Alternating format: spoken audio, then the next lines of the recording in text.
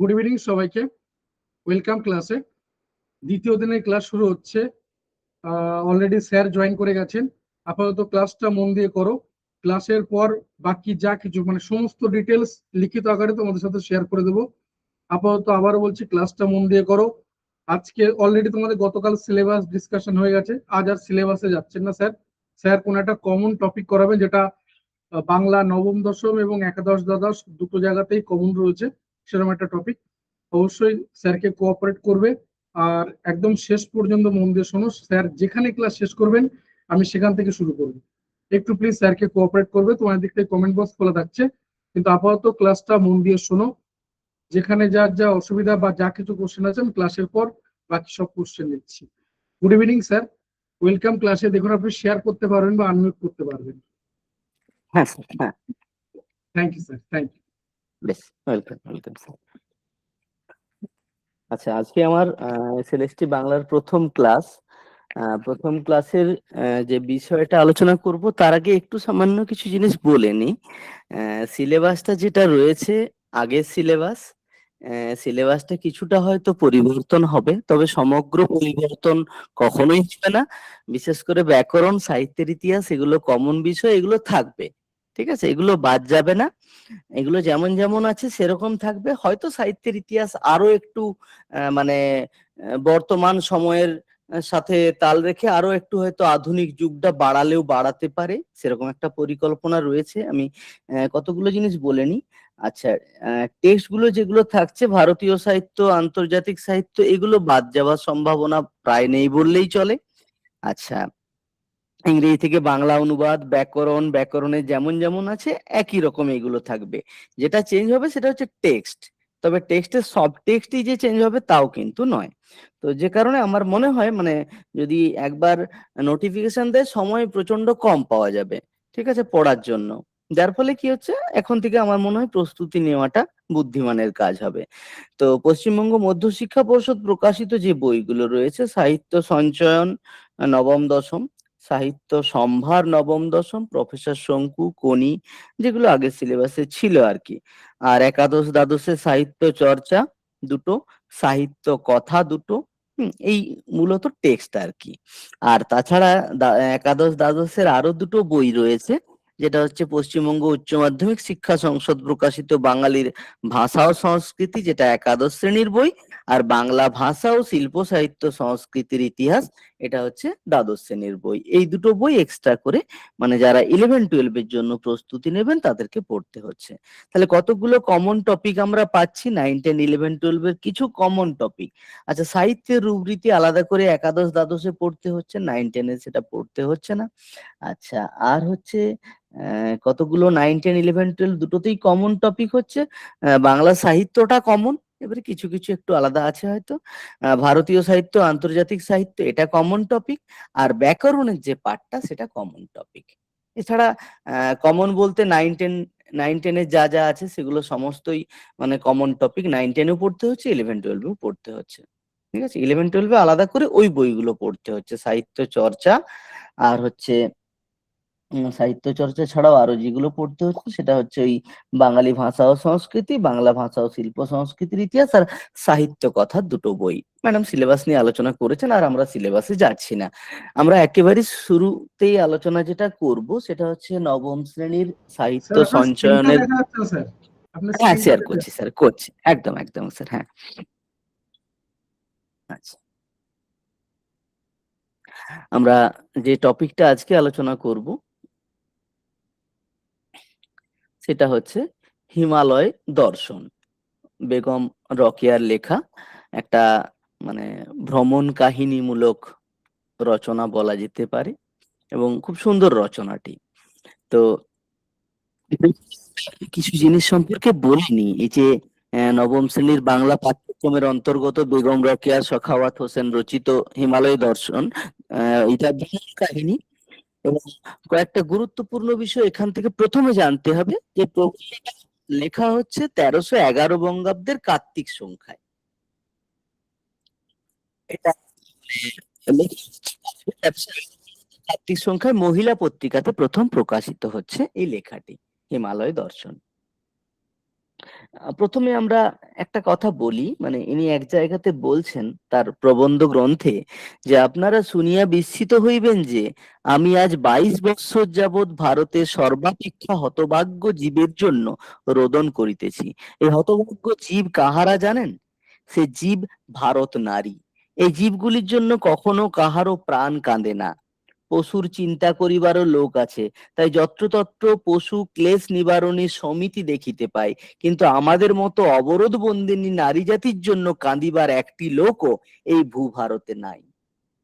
এবং মানে নারীবাদী লেখিকা, অবশ্যই নারীদের জন্য তার যথেষ্ট অবদান, বিশেষ করে বাংলাদেশের মুসলিম নারী প্রগতির ইতিহাসে একজন মানে অগ্রণী প্রতিনিধি হিসাবে যার নাম আমরা পাই তিনি হচ্ছেন বেগম রোকেয়া সাখাওয়াত। তো এনার প্রথমে মানে এক একটা টেক্সট পড়তে গেলে কতগুলো নিয়ম মানতে হবে। সেটা হচ্ছে টেক্সট থেকে কি কি ধরনের প্রশ্ন আসে, অনেকেরই প্রশ্ন যে কি রকম প্রশ্ন এখান থেকে পড়তে হবে। এক হচ্ছে প্রথম পয়েন্ট, লেখক পরিচিতি ভালোভাবে জানতে হবে। লেখক পরিচিতি থেকে বেশ কিছু প্রশ্ন আসে। আচ্ছা, তারপরে আসবো লেখাটার উৎস, কোন খান থেকে নেওয়া হয়েছে। সেই লেখাটি যদি পত্রিকায় প্রকাশ থাকে বা কোনো গ্রন্থ থেকে নেওয়া, গ্রন্থাগারে প্রকাশ, এইগুলো জানতে হবে। মানে উৎসটা মূলত আমি আসছি, এটার উৎস বলবো। আচ্ছা, তারপরে আসছি রচনা প্রসঙ্গ সম্পর্কে জানতে হবে। রচনা প্রসঙ্গ জানার পরে যেটা জানতে হবে, ভালো করে বিষয়বস্তু পড়তে হবে, মানে টেক্সটের কোনো বিকল্প নেই, কিন্তু টেক্সট থেকেই প্রচুর প্রশ্ন আসে, ফলে টেক্সটটা সব থেকে বেশি গুরুত্বপূর্ণ। টেক্সটের পরে লেখক পরিচিতি, ঠিক আছে? লেখক পরিচিতি থেকে তুলনামূলক কম প্রশ্ন আসে, কারণ যেহেতু সাহিত্যের ইতিহাস আছে, ফলে সাহিত্যের ইতিহাসের পাঠ থেকে আসে বেশি, কিন্তু লেখক পরিচিতি থেকে তুলনামূলক কম, বিষয়বস্তু থেকে প্রশ্ন বেশি আসে। তাহলে প্রথমে বিষয়বস্তু পড়তে হচ্ছে ভালোভাবে, বিষয়বস্তুটা একদম মানে ঠোঁটস্থ রাখতে হবে কি কি আছে বিষয়ে, এবং যত রকম, যেহেতু এমসিকিউ প্রশ্ন, খুব খুঁটিয়ে খুঁটিয়ে পড়ার চিন্তা ভাবনা কিন্তু করতে হবে। আচ্ছা, তারপরে বললাম বিষয়বস্তু। আচ্ছা, বিষয়বস্তুর পরে যেটা জানতে হবে সেটা হচ্ছে সেখান থেকে বিভিন্ন এমসিকিউ রীতিমতো প্র্যাকটিস করে করে যেতে হবে। যত প্র্যাকটিস করবে তত কিন্তু মানে এমসিকিউ প্রশ্নগুলো মনে থাকবে বেশি। আচ্ছা, এরপরে যেটা আসছি আমরা মূল টেক্সট আলোচনার পূর্বে আমরা লেখিকার পরিচিতি সম্পর্কে একটু তথ্য জেনে নিই। তো এনার জন্ম এবং শৈশব, আচ্ছা এখানটা আমি লেখাটা দিয়েছি।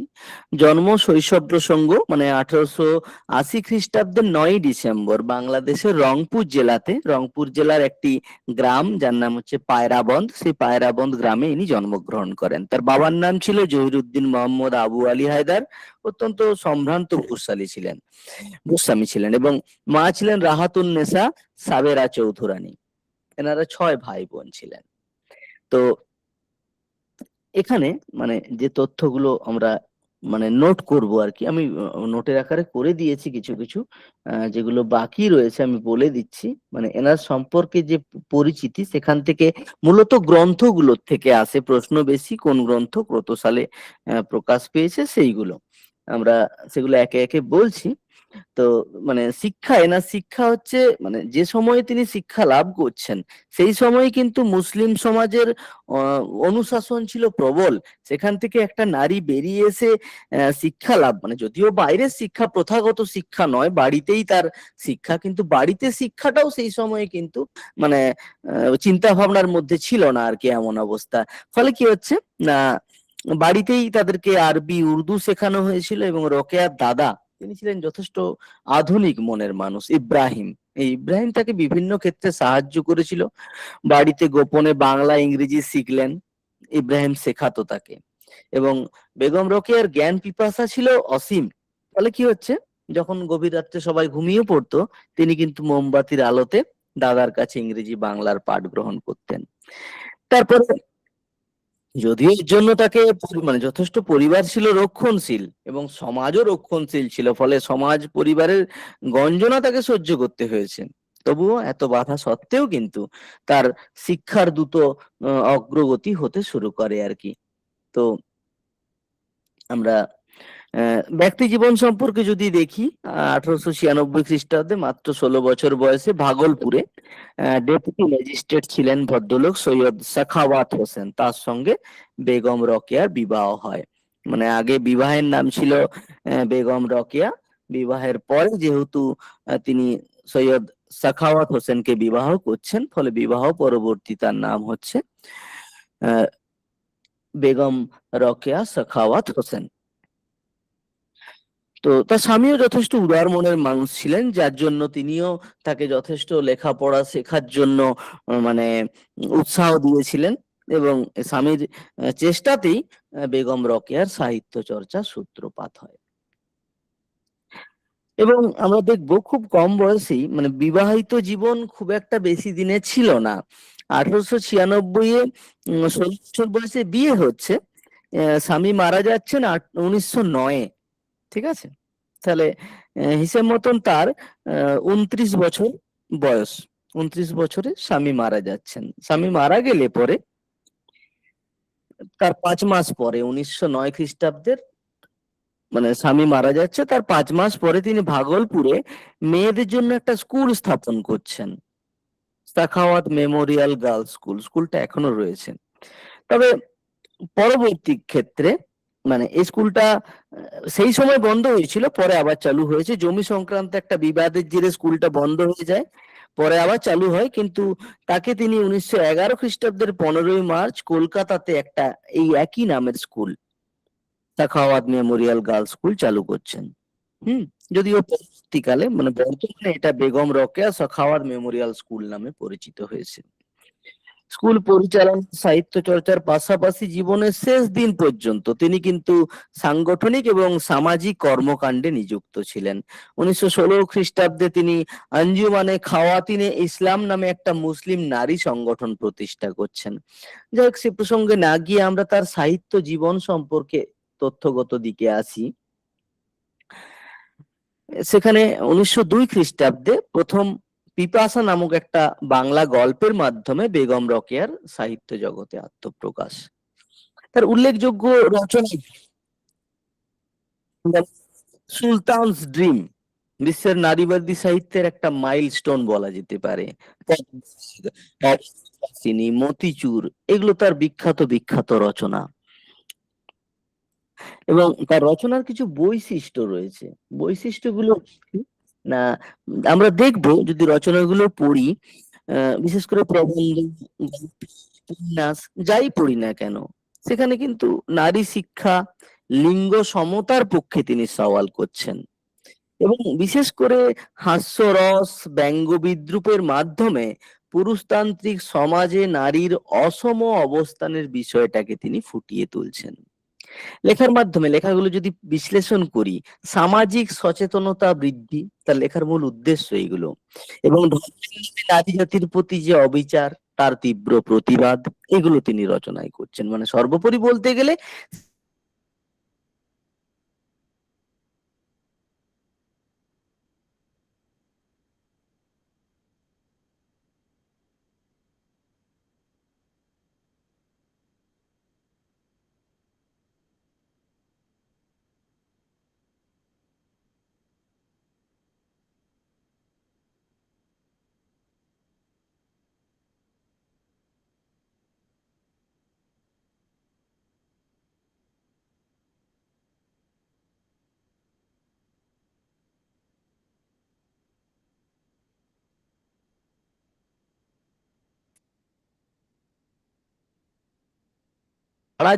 এই বিখ্যাত সমাজ সংস্কারক এবং সাহিত্যিক, তার জীবনাবসান ঘটে। আমরা এই যে হিমালয় দর্শন, তার লেখা এই প্রবন্ধ গ্রন্থটা পড়বো, তার এগুলো নোটের আকারে সব দেওয়া আছে। রচনা প্রসঙ্গটাও আসবো আমরা। উৎস যদি দেখি তাহলে দেখবো পাঠ্য এই রচনাংশটি পূর্ণরূপ হচ্ছে কুপমণ্ডুকের হিমালয় দর্শন, যেটা মূল গ্রন্থ, সেই রচনা থেকে সংক্ষিপ্ত অংশ নেওয়া হয়েছে এখানে। এই কুপমণ্ডুকের রচনাটি মহিলা পত্রিকার 10ম বর্ষ 4র্থ সংখ্যা কার্তিক 1311 বঙ্গাব্দে প্রকাশিত হয়। এটা মনে রাখতে হবে।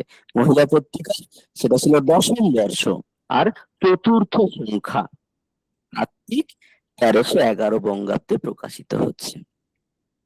এই গেল মোটামুটি লেখিকা সম্পর্কে পরিচিতি এবং উৎস আলোচনা। এরপরে চলে আসবো রচনা প্রসঙ্গ। সংক্ষেপে রচনা প্রসঙ্গ আলোচনা করে আমরা মূল টেক্সটের বিষয়ে চলে যাব। রচনা প্রসঙ্গে বলি, মানে এটা একটু জানতে গেলে আমাদের একটু পূর্বের কাহিনী জানতে হবে। সেটা হচ্ছে বেগম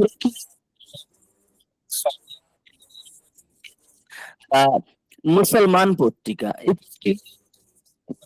কি করতেন এইসব পত্রিকাতে এবং মহিলা পত্রিকাতে বেশ কিছু গদ্য কবিতা তিনি লিখেছেন।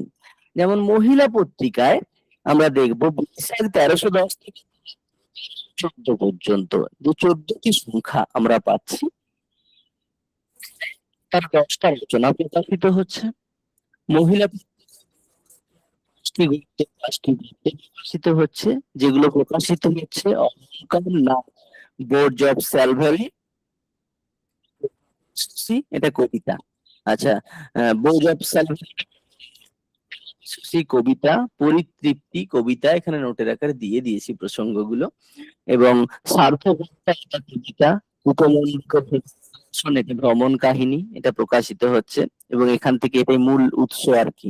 কাঞ্চনজঙ্ঘা নামে একটা কবিতা প্রকাশিত হয়েছিল, প্রবাসী নামে কবিতা, নারী পূজা একটা সংলাপ প্রকাশিত হয়েছিল, মুসলমান কল্যাণ পুস্তক সমালোচনা একটা গ্রন্থ আলোচনা বেরিয়েছিল, এবং দজ্জাল নামে একটা নিবন্ধ বেরিয়েছিল।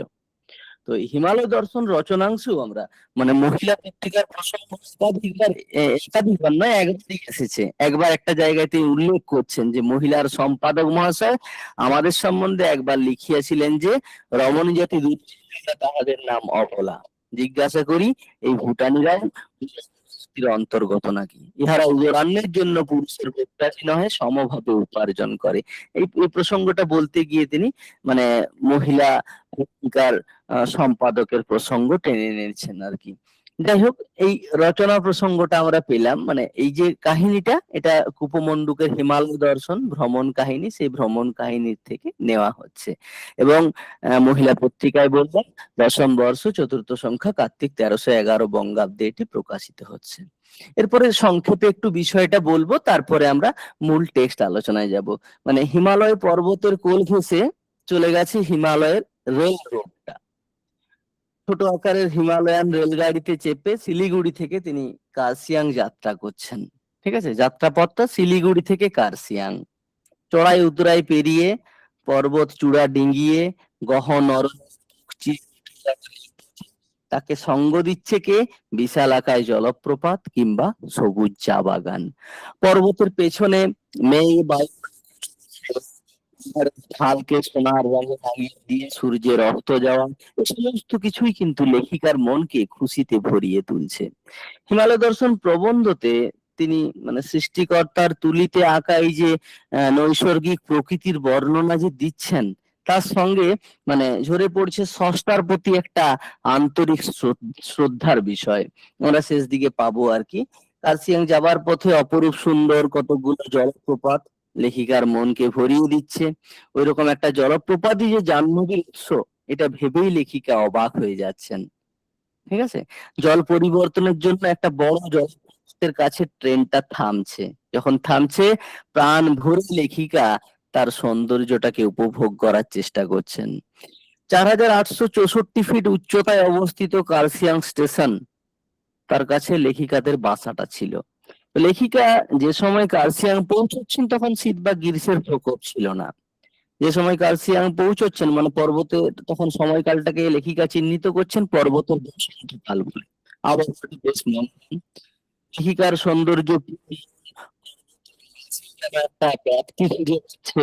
এবং এই প্রবন্ধতে লেখিকা যে যে জিনিসগুলোকে উল্লেখ করছেন, এই জলপ্রপাতের স্বচ্ছ সুন্দর জল এবং স্পর্শ করে তাকে ঘিরে থাকা কুয়াশার সান্নিধ্যে তিনি মানে আনন্দ এবং নিজের অনুভূতির কথা ব্যক্ত করছেন। বাতাস, অস্তগামী সূর্য, মেঘ, আলোয় প্রকৃতির বুকে যে সৌন্দর্যের জগৎ তৈরি হচ্ছে, সেটা দেখতে দেখতেই কিন্তু লেখিকার অনেকটা সময় কাটতো।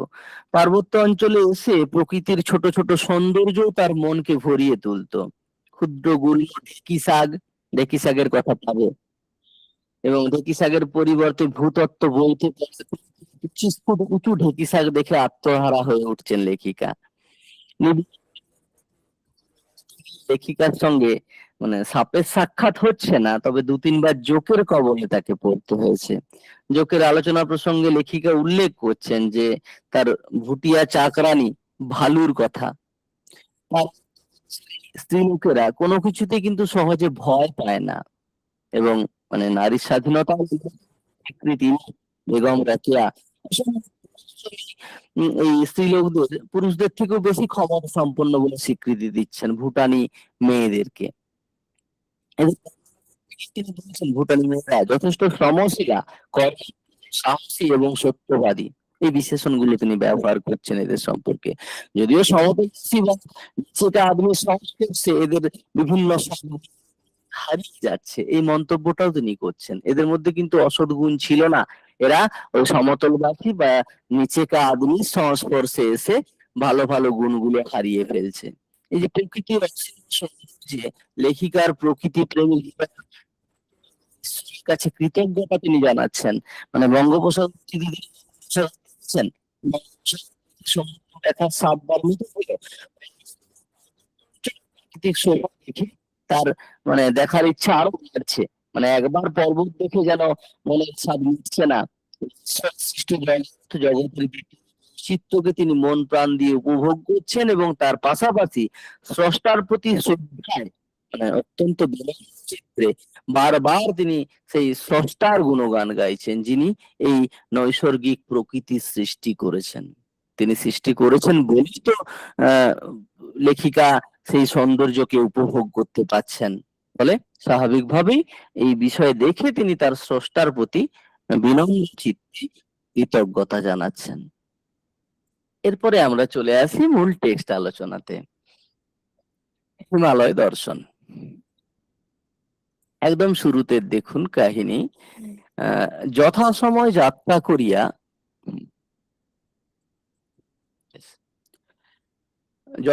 যাত্রা করিয়া শিলিগুড়ি স্টেশনে আসিয়া পৌঁছিলাম। ঠিক আছে, তাহলে কোথায় এলেন তিনি? শিলিগুড়ি স্টেশনে এলেন। শিলিগুড়ি হইতে আরম্ভ হইয়াছে, মনে রাখতে হবে। হিমালয় রেল রোডটা আরম্ভ হয়েছে কোথার থেকে? শিলিগুড়ি থেকে আরম্ভ হয়েছে। ইস্ট ইন্ডিয়ান আমি ভালো করে মানে এই টেক্সটটা পড়ানো কিন্তু এক একজনকে প্রশ্ন ধরবো, দেখবো কে কিরকম প্রশ্নের উত্তর দিতে পারেন। নোটে প্রশ্নর ইয়ে দেওয়া হয়েছে, এখানে প্রশ্ন আমি তৈরি করে দিয়েছি। এক মিনিট, এখানে প্রশ্নগুলো দেওয়া আছে। ঠিক আছে, একে একে প্রশ্নগুলো আমি ধরবো, ফলে টেক্সটটা খুব ভালো করে কিন্তু নজর দেবেন। আচ্ছা, শিলিগুড়ি হইতে হিমালয় ইস্ট ইন্ডিয়ান গাড়ি, ইস্টার্ন বেঙ্গল কার থেকে ছোট মনে রাখবেন। এখানে ইস্ট ইন্ডিয়ান ইস্টার্ন বেঙ্গল রেলগাড়ি, আবার হিমালয় এই ইস্টার্ন, ঠিক আছে, মনে রাখবেন কোনটা কার থেকে ছোট। তাহলে সব থেকে বড় হচ্ছে কে? তারপর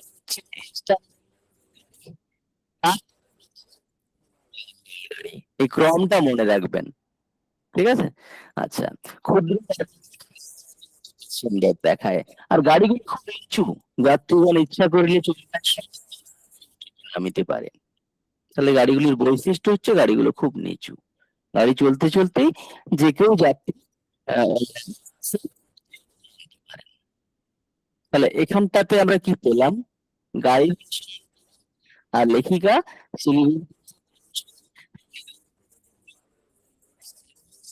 এই তথ্যটা তিনি দিলেন। তাহলে এই মাত্র 4টি লাইন, সেখান থেকে কতগুলি প্রশ্ন হচ্ছে দেখুন। এরকম বিভিন্ন প্রবন্ধ থেকে কিন্তু প্রত্যেকটা লাইনে লাইনে প্রশ্ন আছে, বরং সে তুলনায় গল্প বা কবিতায় কিন্তু লাইনে লাইনে প্রশ্ন নাও পেতে পারি আমরা। আচ্ছা, এবার অনেক আঁকা বাঁকা পথ অতিক্রম করিয়া ধীরে ধীরে উপরে উঠিতে লাগিল। গাড়ি করছে কখনো দক্ষিণে কখনো উত্তরে আঁকিয়া বাঁকিয়া চলিল। তাহলে এখানে দুটো দিকের প্রসঙ্গ আছে, কখনো দক্ষিণে কখনো উত্তরে। পথের দুই ধারে আর কোথাও হচ্ছে নিবিড় অরণ্য। মানে ট্রেন চলছে আকাশ এবং আওয়াজ করছে শব্দ করতে করতে, কখনো দক্ষিণ দিকে কখনো উত্তর দিকে, মানে ডাইনে বাইনে বায়ে আর কি ইয়ে করছে, টান দিচ্ছে, আর পথের দুধারে মনোরম দৃশ্য দেখা যাচ্ছে। কোনো দিকটায় উচ্চ চূড়া দেখা যাচ্ছে, আর কোনো দিকটাতে নিবিড় অরণ্য দেখা যাচ্ছে। আচ্ছা, ক্রমে আমরা সমুদ্র হইতে 3000 ফিট উচ্চে উঠিয়াছি। এখনো শীত বোধ হয় না, কিন্তু মেঘের ভিতর দিয়া চলিয়াছি। তাহলে এই পর্বতে উঠতে গিয়ে গতকাল সমুদ্রপৃষ্ঠ থেকে 3000 ফিট উঁচুতে তারা অবস্থান করছেন, মানে মেঘের ভিতর দিয়ে চলছেন, তবু শীত মনে হচ্ছে না। নিম্ন উপত্যকায় শ্বেত কুজ্ঝটিকা দেখিয়া সহসা নদী বলিয়া ভ্রম জন্মে। এই লাইনটা ইম্পর্টেন্ট, এটা কোন প্রবন্ধ থেকে নেওয়া হয়েছে? আসতেই পারে। নিম্ন উপত্যকায় নির্মল শ্বেত কুজ্ঝটিকা দেখিয়া, মানে নিচের দিকে বরফ আর কি, বরফের কুয়াশা, সাদা কুয়াশা দেখে মনে হতে পারে নদী। বুঝতে পারছো? নিম্ন উপত্যকায় নির্মল শ্বেত কুজ্ঝটিকা দেখিয়া সহসা নদী জন্মে। তো মনোহর, এই ক্রমটা মনে রাখতে হবে, কারণ ক্রম দিতে পারে। দিয়ে দিল তো ঘাস পাতা, এখানে ড্যাশ এইটাতে, তখন লতা, তাহলে ঘাস পাতা সকলই মনোহর। এত বড় বড় ঘাস আমি পূর্বে দেখি নাই। হরিতবর্ণ চায়ের ক্ষেতগুলি প্রাকৃতিক শোভা শতগুণ বৃদ্ধি করিয়াছে। তাহলে এখানে শূন্যস্থান দিতে পারে যে ড্যাশ ক্ষেতগুলি প্রাকৃতিক শোভা আরো শতগুণ বৃদ্ধি করিয়াছে। কি না? হরিতবর্ণ চায়ের ক্ষেত্র। সারি সারি চারাগুলি চায়ের চারার প্রসঙ্গ বলছে। মাঝে মাঝে মানুষের চলিবার সংকীর্ণ পথ সীমান্তের ন্যায় দেখায়। চা বাগানের মাঝে মাঝে যে পথগুলো আছে সেগুলো সংকীর্ণ ছোট ছোট পথ, মনে হয় যেন ধরনের সীমান্ত। শ্যামল সুমতির ঘন কেশপাশ, আর পথগুলি আঁকা বাঁকা সিথি। মানে পর্বতে উঠতে উঠতে নিচে যে পথগুলো দেখতে পাচ্ছেন, বন জঙ্গলের মাঝে মাঝে যে পথগুলো, সেই পথগুলো দেখে লেখিকার মনে হচ্ছে যে নিবিড় শ্যামল বন সুমতির ঘন কেশপাশ। কেশপাশ কোনগুলো? না, ওই দু সাইডের যে গাছপালা আর মাঝখানের যে পথগুলো, সেটাকে মনে হয় যেন বনবসুমতির আঁকা বাঁকা সিথি। মানে একটা নারীর মাথার চুলের এবং সিথির তুলনা করছে। বুঝতে পারছো? বনবসুমতী একটা নারী ধরো, ঠিক আছে, তার ঘন কেশপাশ হচ্ছে গাছপালাগুলো, আর মাঝখানের যে নিবিড় পথটা, সেই পথ আঁকা বাঁকা পথগুলো হচ্ছে কি না বনবসুমতির আঁকা বাঁকা সিথি। এবার তুলনাটা এবার চিন্তা করুন, উপমা, কি সুন্দর একটা উপমা তিনি ব্যবহার করছেন এখানে। রেলপথে দৃষ্টিগোচর হইল দুটো নাম পাচ্ছি, জলপ্রপাত বা নির্ঝর, কিন্তু একটা নয়। রেল চলতে চলতে দু সাইডে অনেক জলপ্রপাত তিনি দেখছেন, এবং মনে প্রাণে তার একটা ধারণা ছিল যে যদি কোনো জলপ্রপাতের সামনে দাঁড়ায় তাহলে হয়তো আরো ভালোভাবে দেখতে পাবো। তার মনোরথটা পূর্ণ হয়েছিল, কিন্তু দুর্ভাগ্যক্রমে। তো এর সৌন্দর্য বর্ণনাতীত এখানে আসতে পারে। ইহার সৌন্দর্য বর্ণনাতীত, কিসের সৌন্দর্যের কথা বলা হয়েছে? না, এগুলো সব জলপ্রপাত বা নির্ঝরের কথা বলা হচ্ছে। কোথা থেকে আসিয়া ভীম বেগে হিমাদ্রির করিতে করিতে ইহারা কোথায় চলিয়াছে, অর্থাৎ এরা কোথা থেকে এসছে কেউ জানে না। ভীম কোথায় চলে যাচ্ছে সেটাও কেউ জানে না। ইহাদেরই কোনো একটি বিশাল আকারে জাহ্নবীর উৎস।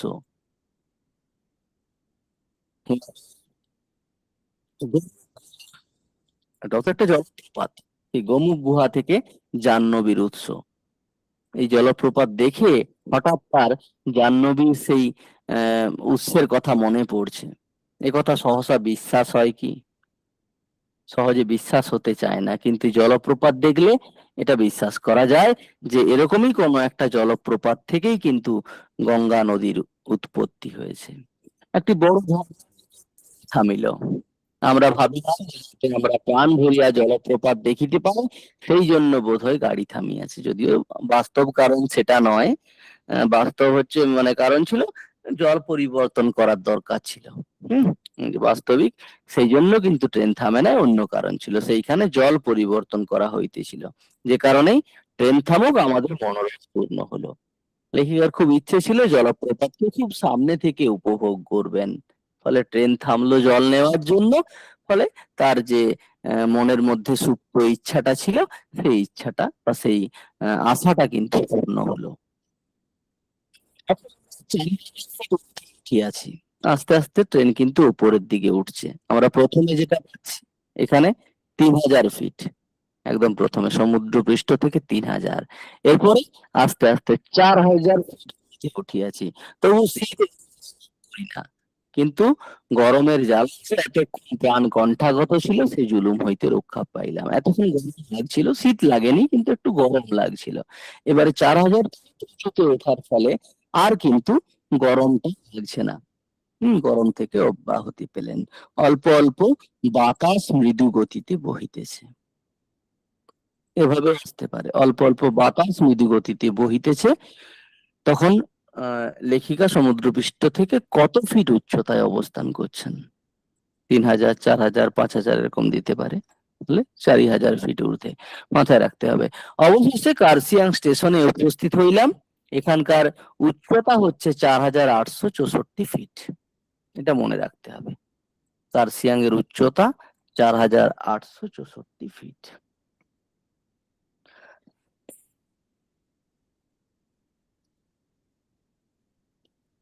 এখানে লেখিকার বাসা ছিল আর কি।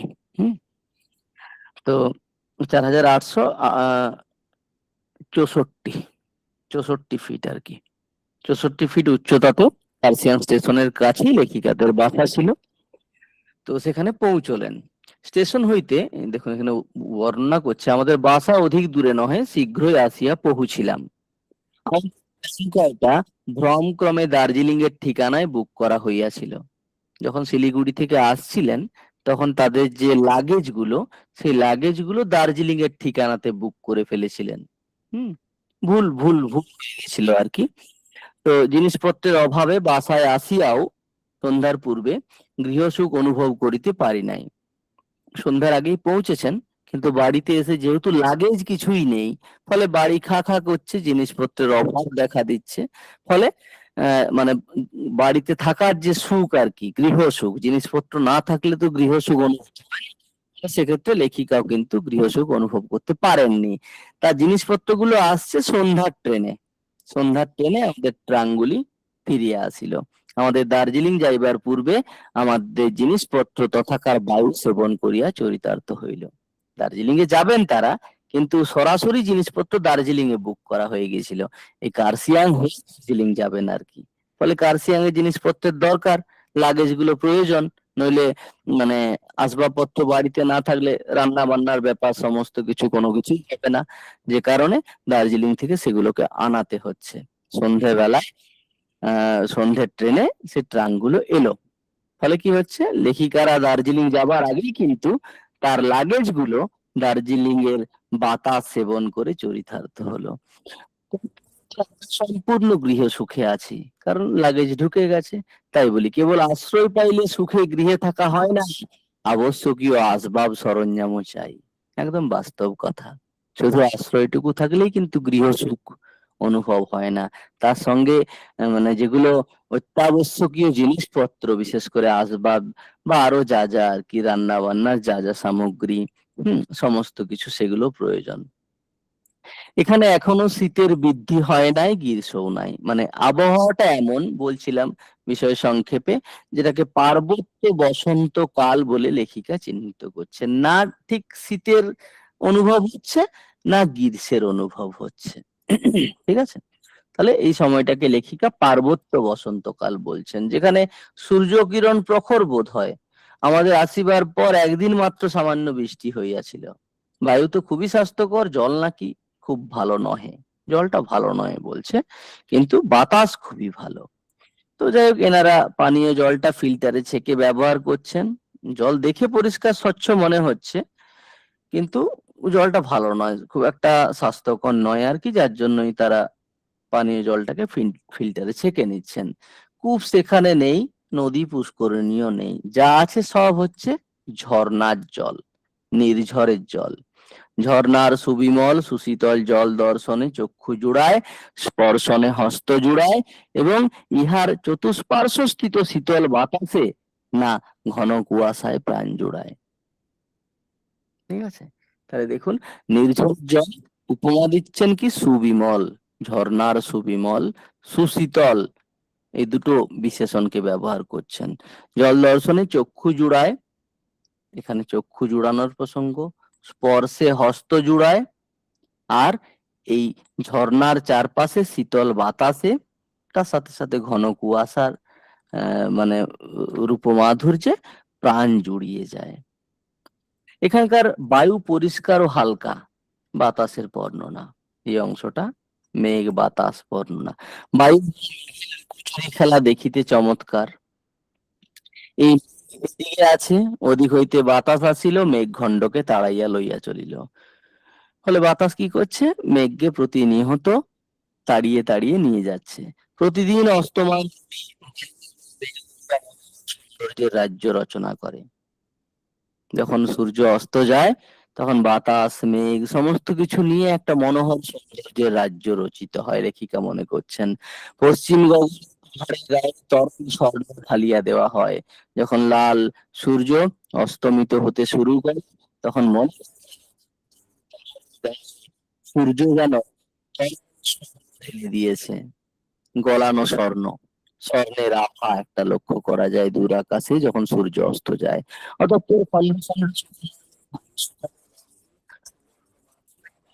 ছোটাছুটি করিতে থাকে। তারপরে বর্ণনাটা দেখুন, খন্ড খন্ড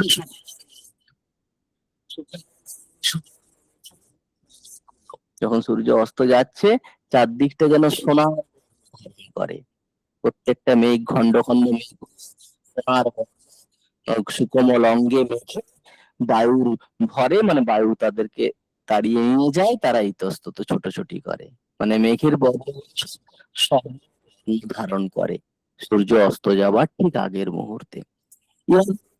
দেখিতেই আমার সময় অতিবাহিত, আত্মহারা কি আমি কোনো কাজ করিতে পারি না। এই লাইনটা আসতে পারে যে ইহাদের এই তামাশা দেখিতেই আমার সময় অতিবাহিত, আত্মহারা কি আমি কোনো কাজ করিতে পারি না। ঠিক আছে, কার তামাশার কথা বলা হচ্ছে? না, মেঘের তামাশার কথা বলা হচ্ছে। এরপরে এই যে মহিলা পত্রিকার প্রসঙ্গ আসছে, এই যে মহিলায় ঢেকি কথা জেনেছিলেন। এখানে হিমালয়ে এসেও তিনি ভুটানিদের কাছে ঢেকি শাক দেখতে পাচ্ছেন। তো যাই হোক, সেই ঢেকি শাককে আমি খুব জানিতাম, কিন্তু পাঠ করিয়াছিলাম যে কার্বনিফেরাস যুগে বড় বড় ঢেকি তরু ছিল, মানে তখনকার সময় যে ঢেকি তরুগুলো এক একটা 20-25 ফিট উঁচু হবে, যদি এখন আর অত দেখা যায় না, এখন সব 1.5 ফুট 2 ফুট।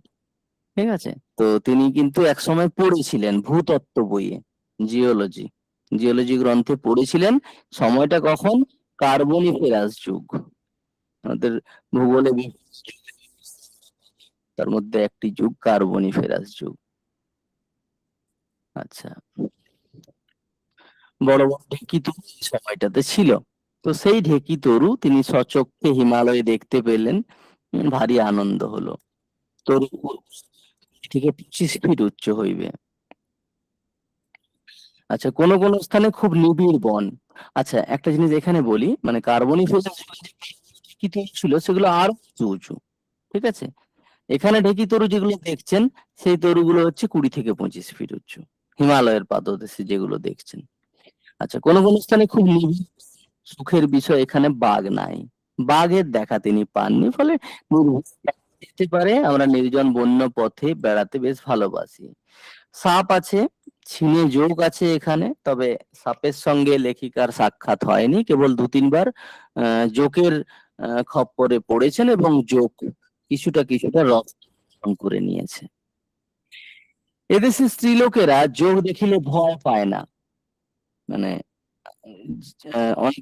অনেক মহিলা থাকে যোগ দেখলে ভয় পায়, কিন্তু যারা ভুটানি তারা দীর্ঘদিন যোগের সঙ্গে বাস করছে, ফলে যোগ দেখলে তারা কিন্তু ভয় পায় না। যে আমাদের ভুটিয়া চাকরানি ভালু, এর নাম হচ্ছে ভালু, ভুটিয়া চাকরানি, মনে রাখতে হবে। জোকে কি ক্ষতি করে, রক্ত শোষণ শেষ হইলে আপনি চলিয়ে যায়। ভুটানিরা 7 গজ লম্বা কাপড়। এবারে আসছি ভুটানিদের পোশাক পরিচ্ছদ বর্ণনায়।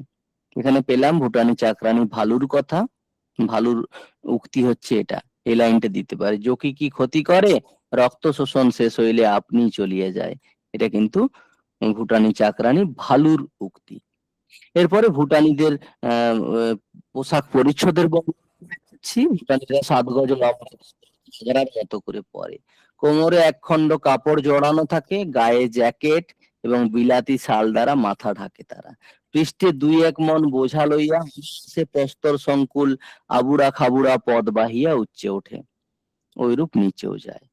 দীর্ঘদিন ধরে এরা যথেষ্ট পরিশ্রমী, কারণ পাহাড়ি পথ বেয়ে অনেক উঁচু উঁচুতে তাদেরকে যেতে হয় কর্মসূত্রে, অর্থ উপার্জনের তাগিদে। ওই জন্য বলছে তাদের প্রথমে পোশাক পাচ্ছি, পোশাকটা কি আছে, 7 গজ লম্বা কাপড়, মাথায় রাখতে হবে। সেটা কেমন করে পরে, ঘাগরার মতো করে পরে। থাকে ওই ঘাগরার উপরেই একটা কোমরে কাপড় বাঁধা থাকে, গায়ে থাকে জ্যাকেট, আর বিলাতি শাল দিয়ে তাদের মাথাটা ঢাকা থাকে। এই যে, এবং পিঠে কি থাকে, পিঠে 1-2 মণ বোঝা, সেই বোঝাটি নিয়ে তারা পাথরের রাস্তায়, বিপদ সংকুল প্রস্তরের রাস্তায়, এবড়ো খেবড়ো রাস্তা স্বাভাবিকই, সেই পথ বেয়ে উপরে উঠেও যায়, আবার ওইভাবে নিচে নেমেও আসে। এবং মানে যেসব পথ দেখে আমাদের এই দিকের মানুষের মানে সাহস গায়েব হয়, সেই পথে উহারা বোঝা লইয়া অবলীলাক্রমে ওঠে। আসলে যেমন অভ্যাস ওখানে, ছোট থেকেই তাদেরকে কিন্তু যথেষ্ট কষ্ট সহিষ্ণু তারা, এবং ওই তারা আছে, ফলে অনায়াসে নেমেও আসতে পারে। আমাদের এদিকে যেহেতু সমতল ভূমি, ফলে আমাদের মানে ছেলে মেয়েরা কিন্তু স্বাভাবিকভাবেই ওদিকে গেলে ওদের ওই জিনিস দেখে কিন্তু মানে ভয় ভীত হওয়ার একটা প্রবণতা থাকবে স্বাভাবিকভাবেই। তো যাই হোক, মহিলার সম্পাদক মহাশয়, এবারে মহিলা পত্রিকা প্রসঙ্গ আসি। সম্পাদক মহাশয় একবার আমাদের সম্বন্ধে লিখেছিলেন যে রমণী জাতি দুর্বল বলিয়া তাহাদের নাম অবলা। এখানে লেখিকার মনে পড়ছে যে হ্যাঁ ঠিক আছে, সমতল ভূমির রমণীদেরকে দুর্বল অবলা বলেছে, ঠিক আছে, কিন্তু এই যে যারা এই ভুটানি মহিলা, এই ভুটানিরা এরাও কি অবলা জাতির অন্তর্গত নাকি?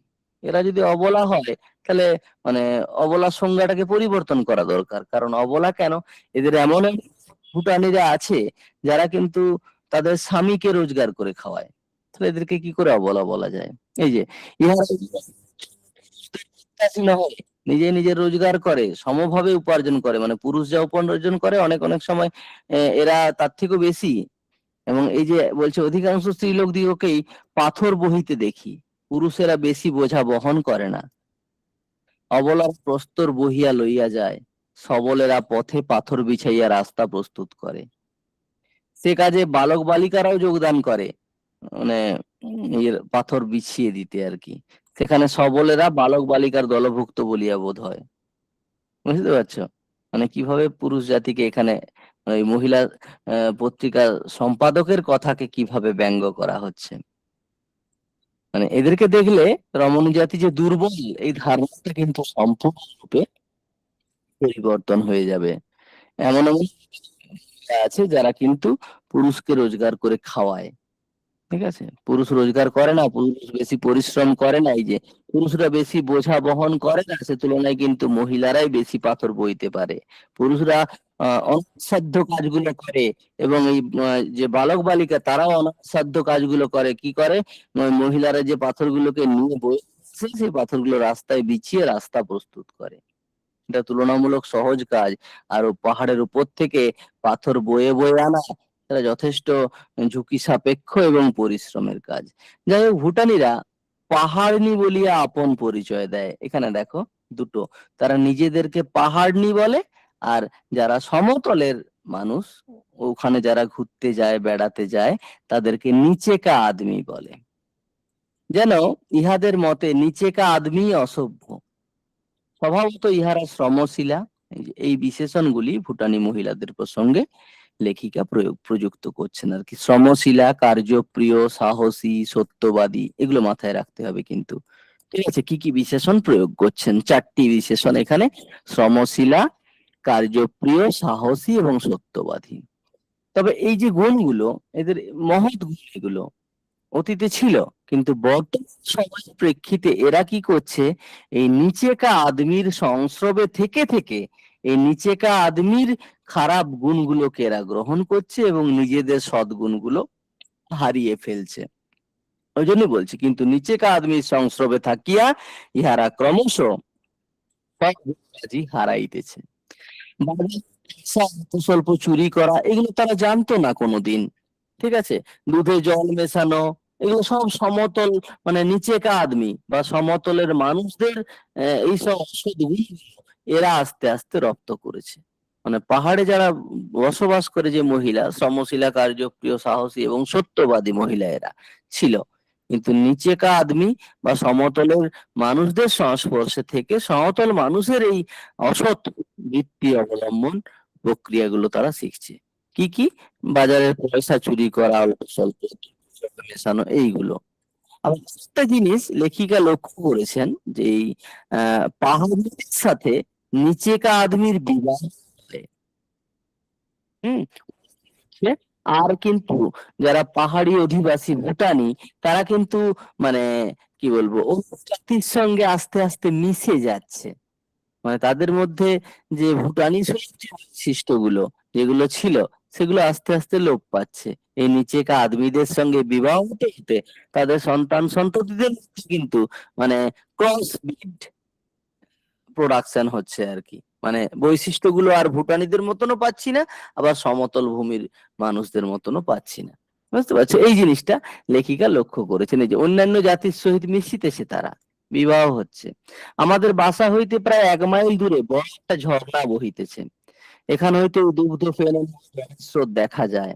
তার বাড়ি থেকে, দার্জিলিং এর বাড়ি থেকে ওই দূরের 1 মাইল দূরের যে ঝর্ণাটা, সেই ঝর্ণার দুগ্ধ ফেননিভ জলের স্রোতটা দেখা যায়। দিবানিশি তাহার কল্লোল গীতি শুনিয়া ঈশ্বরের প্রতি ভক্তির উচ্ছ্বাস দ্বিগুণ ত্রিগুণ বেগে প্রবাহিত হয়। বলি, প্রাণটাও কেন ওই নির্ঝরের ন্যায় বহিয়া গিয়া পরমেশ্বরের চরণ প্রান্তে লুটাইয়া পড়ে না? অধিক কি বলিব, আমি পাহাড়ে আসিয়া অত্যন্ত সুখী এবং ঈশ্বরের নিকট কৃতজ্ঞ হইয়াছি। এই অংশটা গোটাটাই, এরপরের থেকে যে অংশটা পাবো এখানে সৃষ্টিকর্তার প্রতি কৃতজ্ঞতার প্রসঙ্গ বারবার এসছে। এই যে বলছে, সমুদ্রের সামান্য নমুনা অর্থাৎ বঙ্গোপসাগর দেখিয়াছি, বাকি ছিল পর্বতের একটি নমুনা দেখা। সেটাও কিন্তু আজকে তার পূর্ণ হলো, হিমালয় দর্শন করলেন। তবে সমুদ্রের নমুনা বঙ্গোপসাগর দেখে একটা চরম তৃপ্তি পেয়েছিলেন, আর দেখার ইচ্ছে সেভাবে ছিল না। কিন্তু এই পর্বতের নমুনা হিমালয় দেখে সাধ্য মেটেই নাই, যে বলছে না সাধ্য মিটে নাই, যত দেখি ততই দর্শন পিপাসা শতগুণ বাড়ে। সত্যি হিমালয় এরকমই। হুম। প্রত্যেকটা দর্শকের দর্শন পিপাসাটাকে বাড়িয়ে দেয় হিমালয়। কিন্তু কেবল 2টি চক্ষু দিয়াছেন, তার তো দেখিব।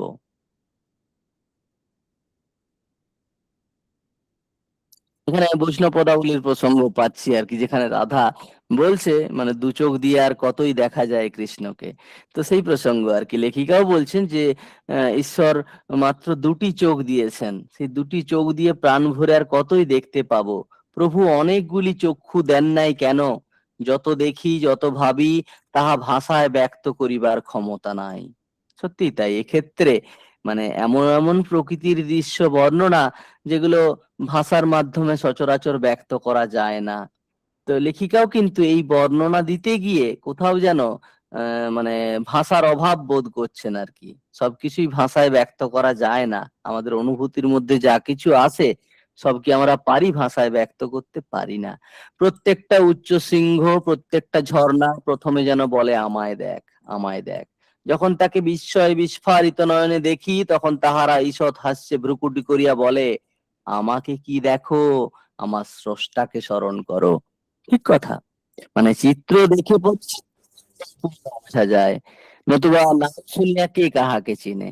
তো আমাদের জন্য হিমালয় টুকু কত বৃহৎ, কত বিস্তৃত, কি মহান। আর সেই মহাশিল্পীর সৃষ্ট জগতে হিমালয় কত ক্ষুদ্র, বালিকণা বলিলেও বড় বলা হয়। বুঝতে পারছো? তো সেভাবেই সৃষ্টিকর্তার গুণগান তিনি গাইছেন। আমাদের এমন সুন্দর চক্ষু, কর্ম, যদি আমরা স্রষ্টার গুণকীর্তন না করি, তবে কি কৃতজ্ঞতা হয় না স্রষ্টার প্রতি? কোথাও যেন মানে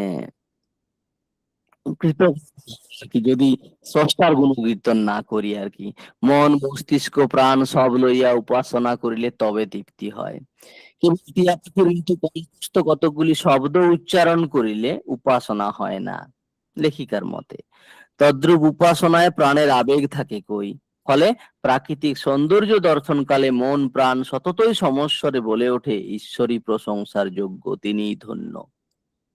বুঝতে পারছো? ফলে আমরা ঈশ্বরের উপাসনা এইভাবে করতে পারি না, শুধুমাত্র একটা ঘরের মধ্যে বদ্ধ থেকে, ঠিক আছে, কেবল টিয়া পাখির মতন কিছু শব্দ উচ্চারণ করলেই ঈশ্বরের উপাসনা হয় না। সেই উপাসনায় প্রাণের আবেগ থাকে না।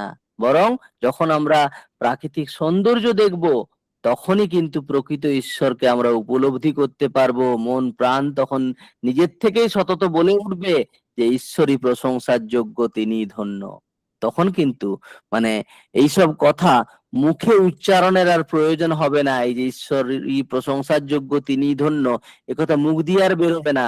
অন্তরের অন্তঃস্থল থেকে এই বিষয়টা অনুভব করতে পারবে। যিনি দেখছেন তিনি অনুভব করতে পারবেন যে যা কিছু দেখছি, এত সুন্দর জিনিস, দু চোখ ভরে, সমস্ত কিছুই কিন্তু সৃষ্টিকর্তার সৃষ্টি। ফলে সেই সৃষ্টিকর্তা যে সৃষ্টি করেছেন বলেই মানুষ সেই সৌন্দর্যকে উপভোগ করতে পারছে। যদি সৃষ্টি না করতেন, তাহলে সে সুযোগ কোনোদিনই হতো না। যার জন্য এই উৎকৃষ্টতম সৃষ্টি, নৈসর্গিক যে প্রকৃতি, তাকে দেখে কিন্তু সেই সৃষ্টিকর্তার চরণে মাথা নত হয়ে আসছে লেখিকার। যার জন্য এই শেষের এই এই গোটা অংশটি, শেষ প্রায় 3-4 প্যারায় কিন্তু তিনি সেই সৃষ্টিকর্তার কাছে কৃতজ্ঞতা স্বীকার করছেন, যে তার সৃষ্টির জন্য কিন্তু লেখিকা এই সমস্ত কিছু দেখতে পাচ্ছেন, মন প্রাণ দিয়ে উপভোগ করতে পাচ্ছেন। এই হচ্ছে হিমালয় দর্শন প্রবন্ধটি। এরপরে চলে আসি এখান থেকে প্রশ্ন। আচ্ছা, এখানে একটু মানে অডিও গুলো খুলে রাখার একটু অনুমতি আমি চাইবো। এক একজনকে জিজ্ঞাসা করি। আচ্ছা, প্রথমত হিমালয় দর্শন রচনার রচয়িতা বেগম রোকেয়া, এটা জানি। আচ্ছা, এখান থেকে আসি আমাদের প্রশ্ন। বলুন, হিমালয় ভ্রমণের উদ্দেশ্যে লেখিকা ও তার সঙ্গীরা প্রথমে যে স্টেশনে পৌঁছেছিলেন?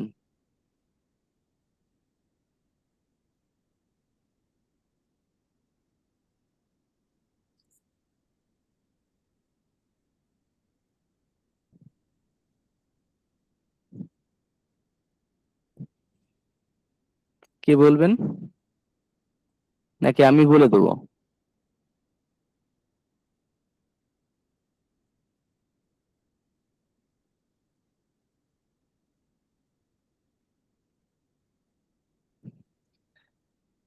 প্রথমে পৌঁছেছিলেন কোথায়? শিলিগুড়িতে। একদম প্রথমে শিলিগুড়ির প্রসঙ্গ আছে। হিমালয়ের রেল যেখান থেকে শুরু হয়েছে, কোথা থেকে শুরু হয়েছে? একদম শুরুতেই আছে, দেখুন ভালো করে, এখানে দেখুন রেল রোডটা শুরু হয়েছে শিলিগুড়ি থেকেই শুরু হয়েছে। তাহলে কি হবে? শিলিগুড়ি। আচ্ছা, ইস্ট ইন্ডিয়ান গাড়ি, ইস্টার্ন বেঙ্গল গাড়ি এবং হিমালয়ান রেলগাড়ি, এদেরকে বড় থেকে ছোট অনুযায়ী সাজাও, কোনটা হবে? এই ক্রমটা বলেছিলাম, ক্রমটা মনে রাখতে।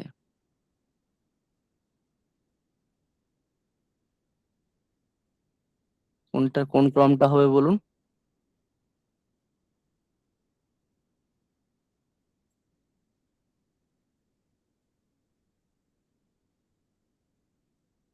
হ্যাঁ, ঘ, একদম তাই, ঘয়ের ক্রমটাই সঠিক।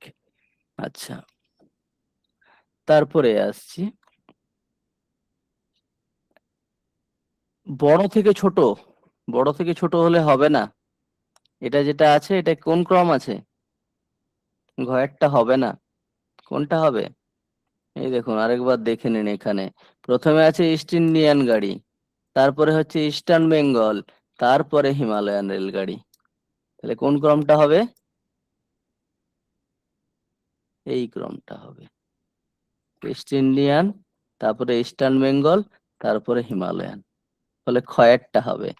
ইস্টার্ন বেঙ্গল রেলগাড়ির একটা বিশেষত্ব, কোনটা হবে?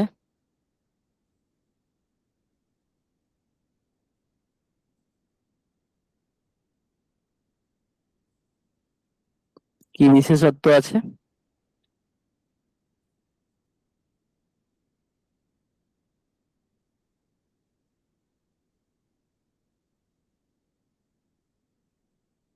একদম তাই।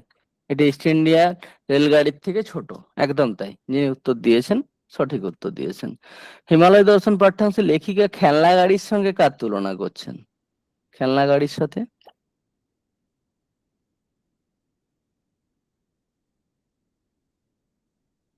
গ, খেলনা গাড়ির সাথে তুলনা করছেন হিমালয়ান রেলগাড়িকে। বেশ, একদম তাই। ক্ষুদ্র গাড়িগুলি খেলনা গাড়ির মতো বেশ সুন্দর দেখায়, ক্ষুদ্র গাড়িগুলি বলতে কোনটাকে বোঝাচ্ছে?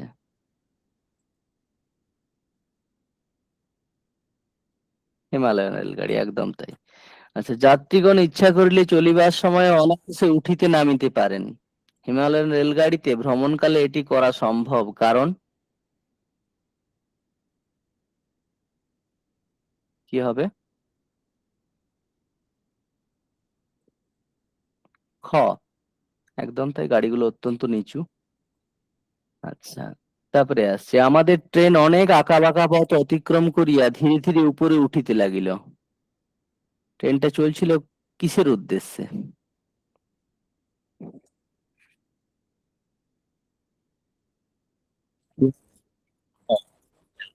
পার্সিয়াং এর উদ্দেশ্যে চলছিল ট্রেনটা। হুম, পার্সিয়াং এর পথে। গাড়িগুলি চলার সময় কিরকম শব্দ হচ্ছিল?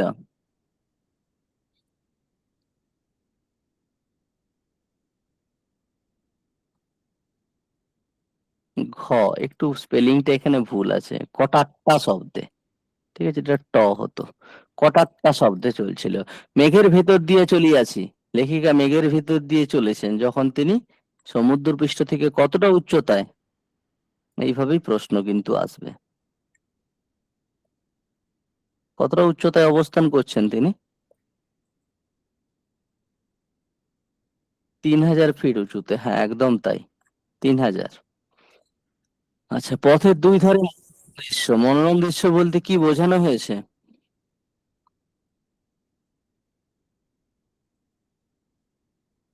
মনোরম দৃশ্য কোনটা বলছেন তিনি?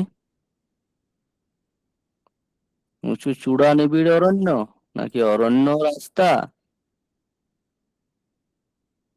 এগুলো তো নয় না হয়। গ নাকি ঘ, কোনটা হবে? বলছেন। আচ্ছা, একদম তাই, এটাই উত্তর। আচ্ছা, সহসা নদী বলিয়া ভ্রম জন্মে, এটা ভ্রম হতো, হ্যাঁ, ভ্রম জন্মে, যা দেখে লেখিকার এমন আহ এখানেও তাই, ভ্রম জন্মায়, তা হলো? নদী বলে,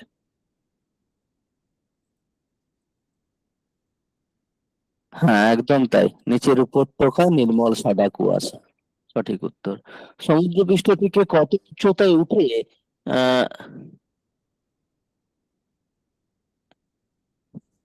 আচ্ছা, এটা আহ বানানটা স্পেলিংটা ভুল হয়েছে, উচ্চতায় উঠে এটা কুজ্ঝটিকা দেখে লেখিকার নদী বলে মনে হয়েছে, কত উচ্চতায়? উচ্চতাটা কত ছিল? 3000 নাকি 4000?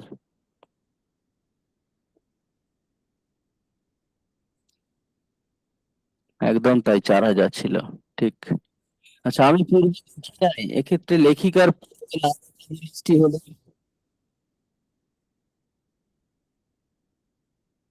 না দেখা জিনিসটা কি ছিল?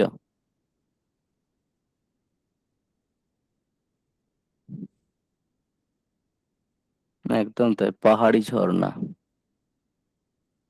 লেখিকা বেগম রোকেয়া চায়ের ক্ষেতগুলির বর্ণনা যে উল্লেখ করেছেন, একটা বিশেষ রঙের উল্লেখ করেছেন চায়ের ক্ষেতগুলোর বর্ণনাতে।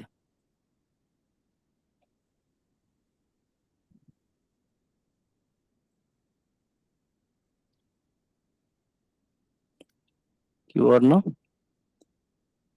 হলুদ বর্ণ। হলুদ বর্ণ মানে কোনটা? হলুদ হলুদ নাকি সবুজ?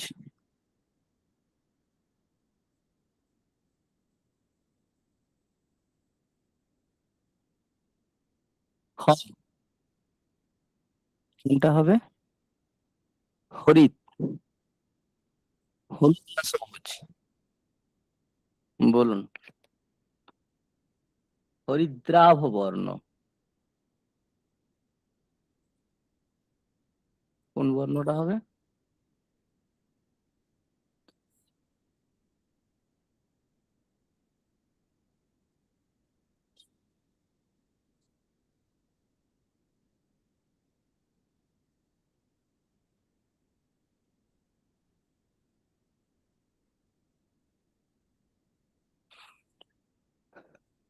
হলুদ, একদম তাই, অবশ্যই। হলুদ মানে হরিদ্রাভ, অর্থাৎ কাঁচা হলুদের মতন উজ্জ্বল স্নিগ্ধ রং আর কি। আচ্ছা, বেশ, তাহলে হলুদ, সবুজ কিন্তু নয়। আচ্ছা, অনেকেই মানে ভুল করে, হরিদ্রাভ এখানে চা, চায়ের ক্ষেত, তাহলে সবুজ মনে হবে, তা কিন্তু নয়। প্রাকৃতিক শোভা আরো শতগুণ বৃদ্ধি করিয়াছে, প্রাকৃতিক শোভা আরো শতগুণ বৃদ্ধি করেছে কি? কোনটা?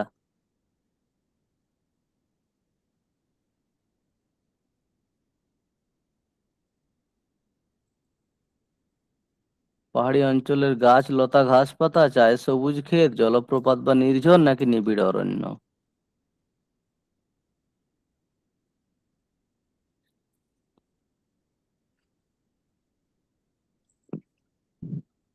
একদম তাই, জলপ্রপাত বা নির্ঝর। আচ্ছা, হিমালয়ান রেলগাড়িতে যাওয়ার পথে প্রাকৃতিক শোভা শতগুণ বৃদ্ধি করেছে।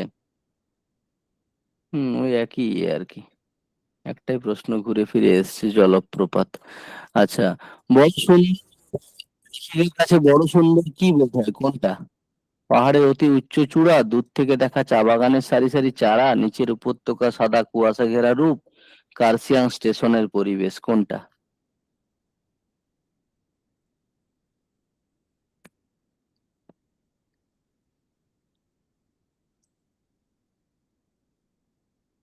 নিচের উপত্যকা সাদা কুয়াশা ঘেরা রূপ। কি দেখে সীমান্তের ন্যায়।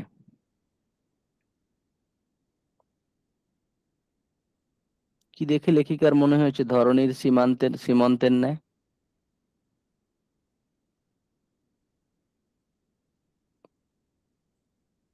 ক, একদম তাই, সঠিক উত্তর।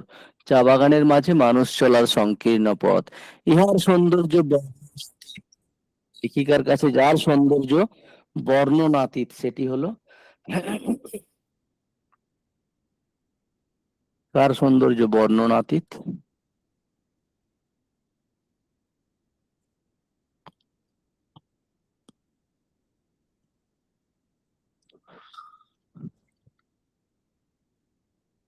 জলপ্রপাত, একদম তাই। আচ্ছা, ইহারা কোথায় চলে যাচ্ছে, যাদের কথা বলা হয়েছে, ইহারা কোথায় চলিয়াছে?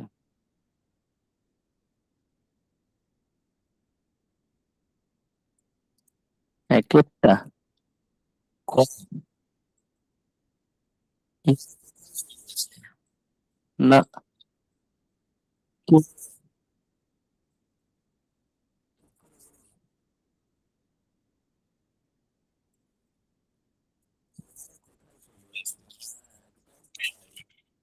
না,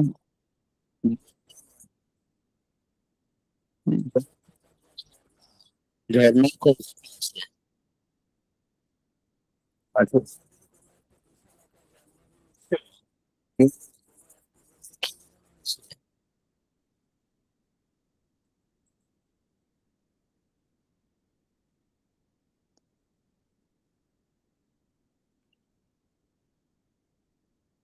হ্যাঁ, এটা ঠিক, একদম তাই। আচ্ছা,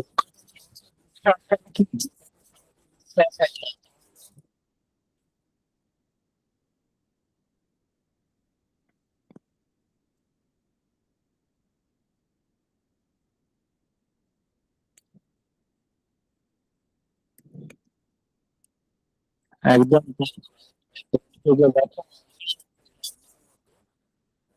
মানে ঝর্ণা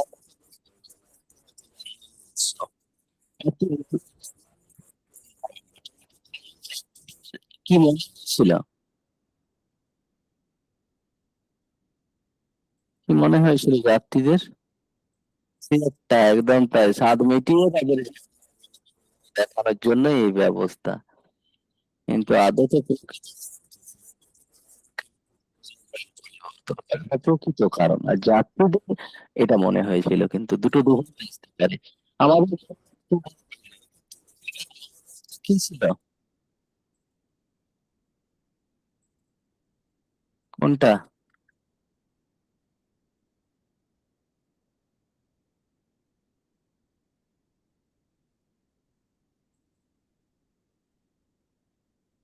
একদম তাই, প্রাণ ভরে বেড়াতে, সৌন্দর্য উপভোগ করা।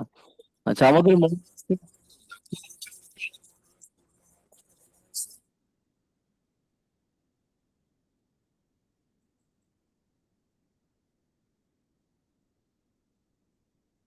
হ্যাঁ, একদম তাই।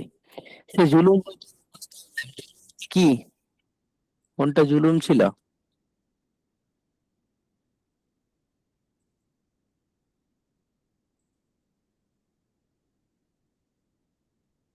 হুম, একদম তাই, অসহ্য গরমের জ্বালায় প্রাণ কণ্ঠাগত হওয়া, সেই জুলুম থেকে রক্ষা পেলেন। সমুদ্রপৃষ্ঠ থেকে কত ফুট উচ্চতায় উঠে লেখিকা আহ এটা পরম না, এটা গরম হতো, হ্যাঁ, গরম রক্ষা পেয়েছেন কত ফুট উচ্চতায়? 2, 3, 4, 5?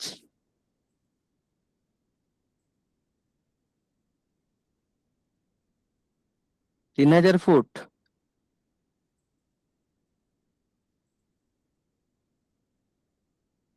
ঠিক, এটা ঠিক না, 4000 ফুট ঠিক হবে?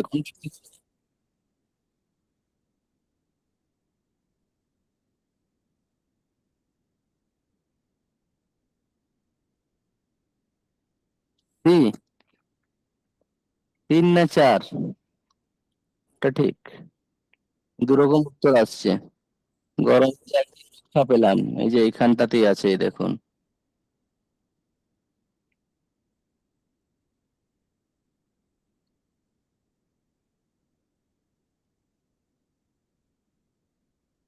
এই যে কত ফুট উচ্চতায়, আমরা 4000 ফিট উঠেছি, তবু শীত অনুভব করলাম। কিন্তু জানাই যে এতক্ষণ প্রাণ কণ্ঠাগত ছিল, সেই জুলুম হইতে রক্ষা পাইলাম। তাহলে 4000 ফুট। পরে যারা 3000 বলেছিলেন তাদেরটি ভুল।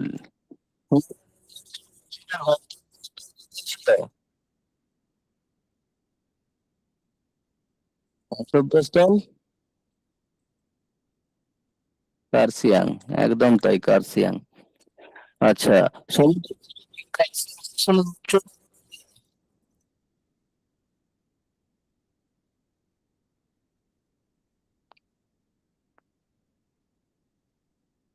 একদম তাই, কয়েকটা 4864 ফিট। স্টেশন হইতে এখানে কোন স্টেশনে?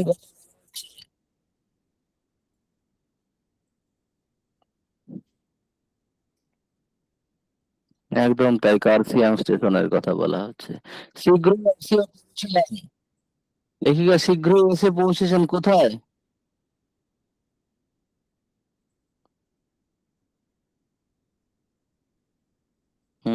একদম তাই, কার্সিয়াং স্টেশন থেকে কাছে তাদের জন্য নির্দিষ্ট বাসায়।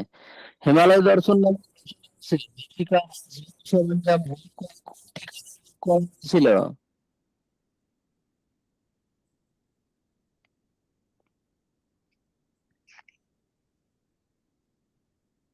একদম তাই, দার্জিলিং ছিল।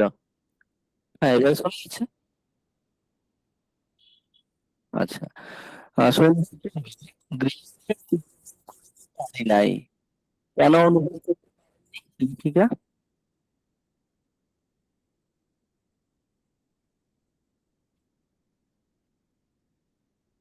একদম তাই, ক।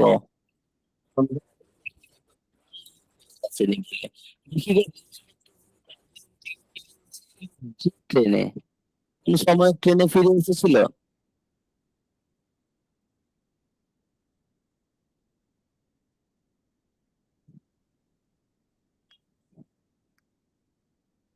কোন সময় ট্রেনে ফিরে এসেছিল? বিকেলে? না, উল্লেখ করা আছে তো এখানে, পরিষ্কার ভাবে। এই তো এখানে দেখুন।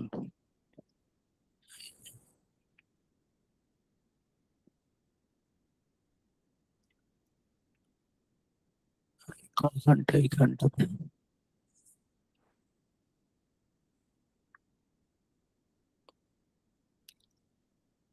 এই যে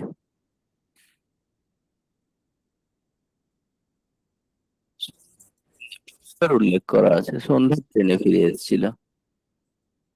তাহলে কয়েকটা স্থানের।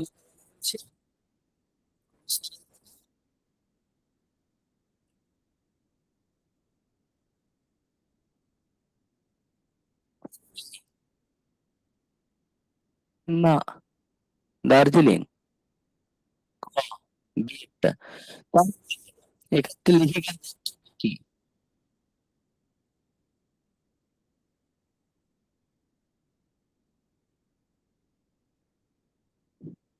কি বক্তব্য লেখিকার সঙ্গে?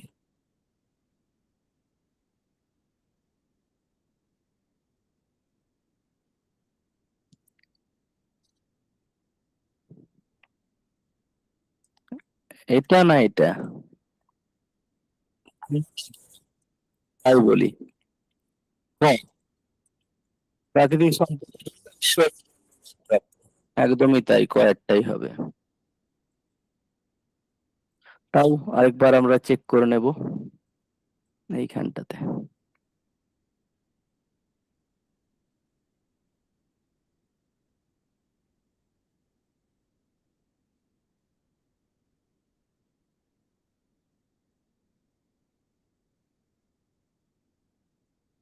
উম, এইখানটাতে আছে কি, 1 মিনিট।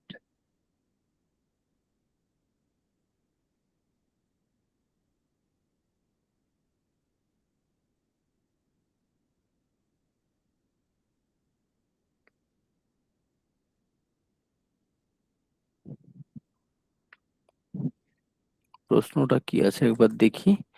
তাই বলি। হুম, তাই বলি, দুটো জায়গা আছে, 1 মিনিট। উম গৃহসুখের জায়গাটা একবার দেখি, ওখানে যদি তাই বলি কথাটা রয়েছে।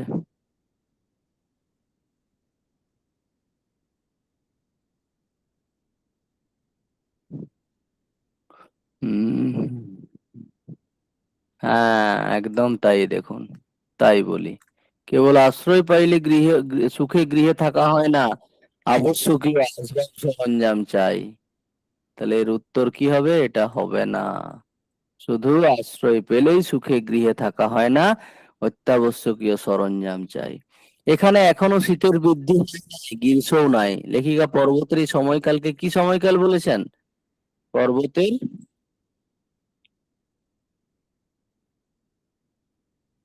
একদম তাই, পর্বতের বসন্তকাল বলছেন। জল কি কি? এই জলের উৎস কি? জলের উৎস? না।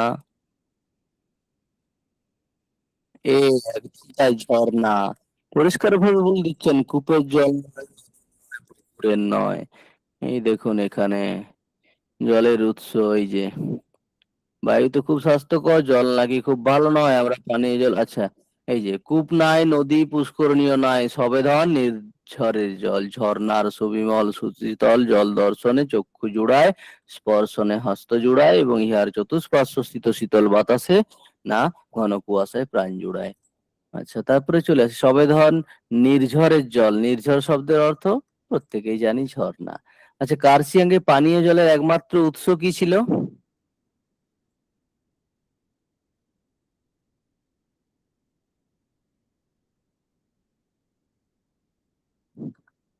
একদম তাই, নির্ঝরের জল। কোন খেলা লেখিকার চমৎকার লেগেছিল?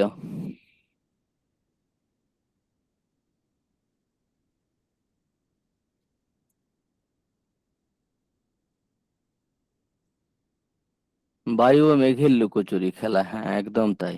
আচ্ছা, প্রতিদিন বায়ু এবং মেঘকে নিয়ে মনোহর সৌন্দর্যের রাজ্য রচনা করতো কে?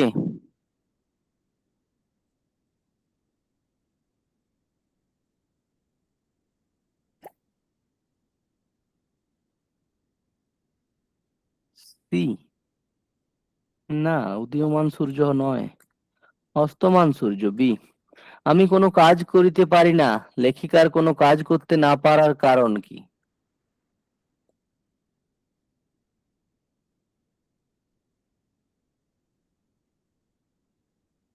কোনটা কারণ?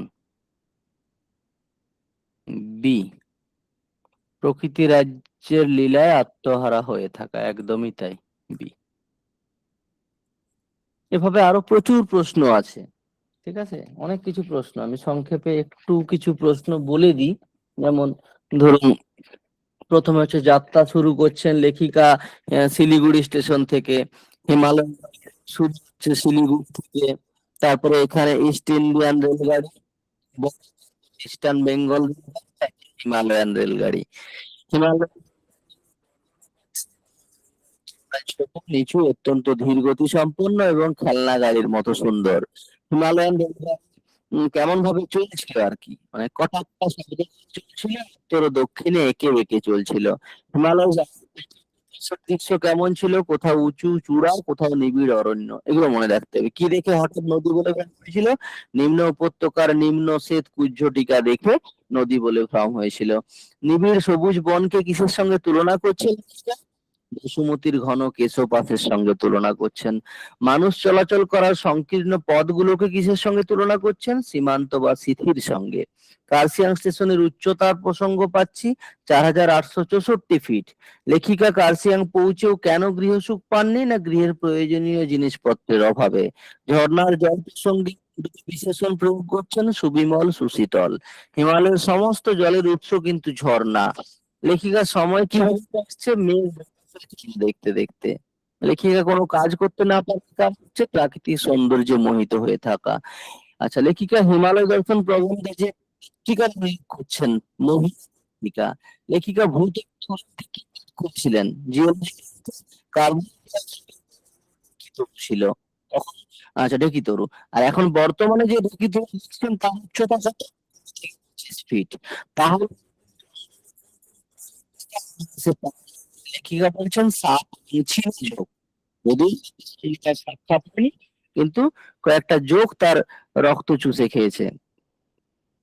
আচ্ছা, লেখিকার ওই যে ভুটিয়া চাকরানি, ভালো, ভালো কি বলছে? এটা কি ক্ষতি করছি? আচ্ছা, ভুটানি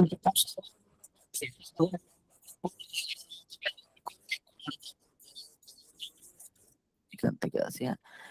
আচ্ছা, তারপরে পাচ্ছি উম গায়ে জ্যাকেট পরে এবং বিলিতি শাল দিয়ে মাথা মাথা ঢাকে আর কি, তার বর্ণনা। আচ্ছা, তারপরে পাচ্ছি সম্পাদক নারীদের সম্পর্কে কি বলেছেন? না বলেছেন যে রমণী জাতি দুর্বল বলিয়া তাহাদের নাম হচ্ছে অবলা। এই যে এই অংশটা বলছেন, এইগুলো মাথায় রাখতে হবে। আচ্ছা, কারা উদয়ের জন্য পুরুষদের মুখাপেক্ষী নয়? না ভুটানিরা। লেখিকা ভুটানিদের কি বিশেষণ দিয়েছেন? না শ্রমশীলা, কার্যপ্রিয়, সাহসী এবং সত্যবাদী। আচ্ছা, তারপরে পাচ্ছি কিসের ভিত্তিতে লেখিকা পুরুষদের বালক বালিকার সমকক্ষ বলেছেন? কর্ম এবং কর্মক্ষমতার ভিত্তিতে। ভুটানিদেরকে, মানে ভুটানিরা নিজেদের আর যারা সমতলে তাদেরকে নিচে কা আদমি বলে পরিচয় দেয়। আচ্ছা, নিচে কা আদমির সংস্রবে থেকে ভুটানিরা কি শিক্ষা গ্রহণ করেছে? না তাদের সৎ গুণগুলো হারিয়ে যাচ্ছে এবং অসৎ গুণ, দুধে জল মেশানো, বাজারের পয়সা চুরি, এই সমস্ত দোষগুলো তারা অর্জন করছে। ভুটানিরা কিভাবে অন্য জাতির সঙ্গে মিশছে? বিবাহের সম্পর্কের মাধ্যমে। ঝর্ণার জলের স্রোতকে লেখিকা কি বিশেষণ দিচ্ছেন? দুগ্ধ ফেননিভ। এই যে, আচ্ছা, ঝর্ণার কল্লোল শুনে লেখিকার মনে কি জাগ্রত হচ্ছে? ঈশ্বরের প্রতি দ্বিগুণ ত্রিগুণ ভক্তির উচ্ছ্বাস। এই যে ঈশ্বরের প্রতি ভক্তির উচ্ছ্বাস দ্বিগুণ ত্রিগুণ বেগে প্রবাহিত হয়, এই কথাটা পাচ্ছি আমরা। কৃতজ্ঞ ঈশ্বরের কাছে সমুদ্র দেখেছেন, বঙ্গোপসাগর দেখেছেন, চিত্রকূট আঁকা চিত্র দেখে কোন প্রকার না, না কয়েকটি কণ্ঠস্থ শব্দ উচ্চারণ করে যে উপাসনা, তাতে প্রাণের আবেগ থাকে না।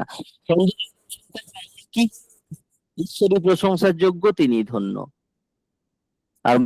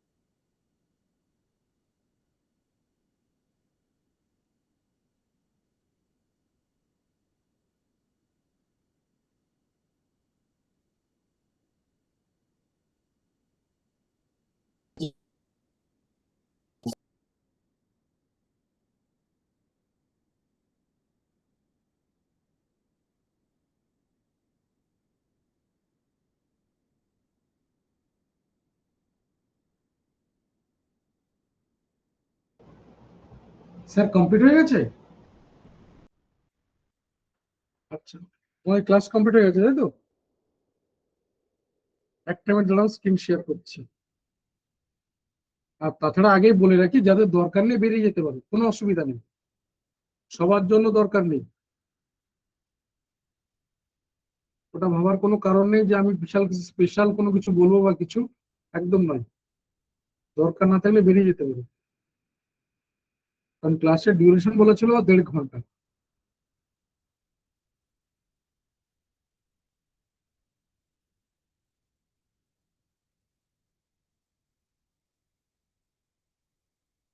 একটা মিনিট আমি স্ক্রিন শেয়ার করছি।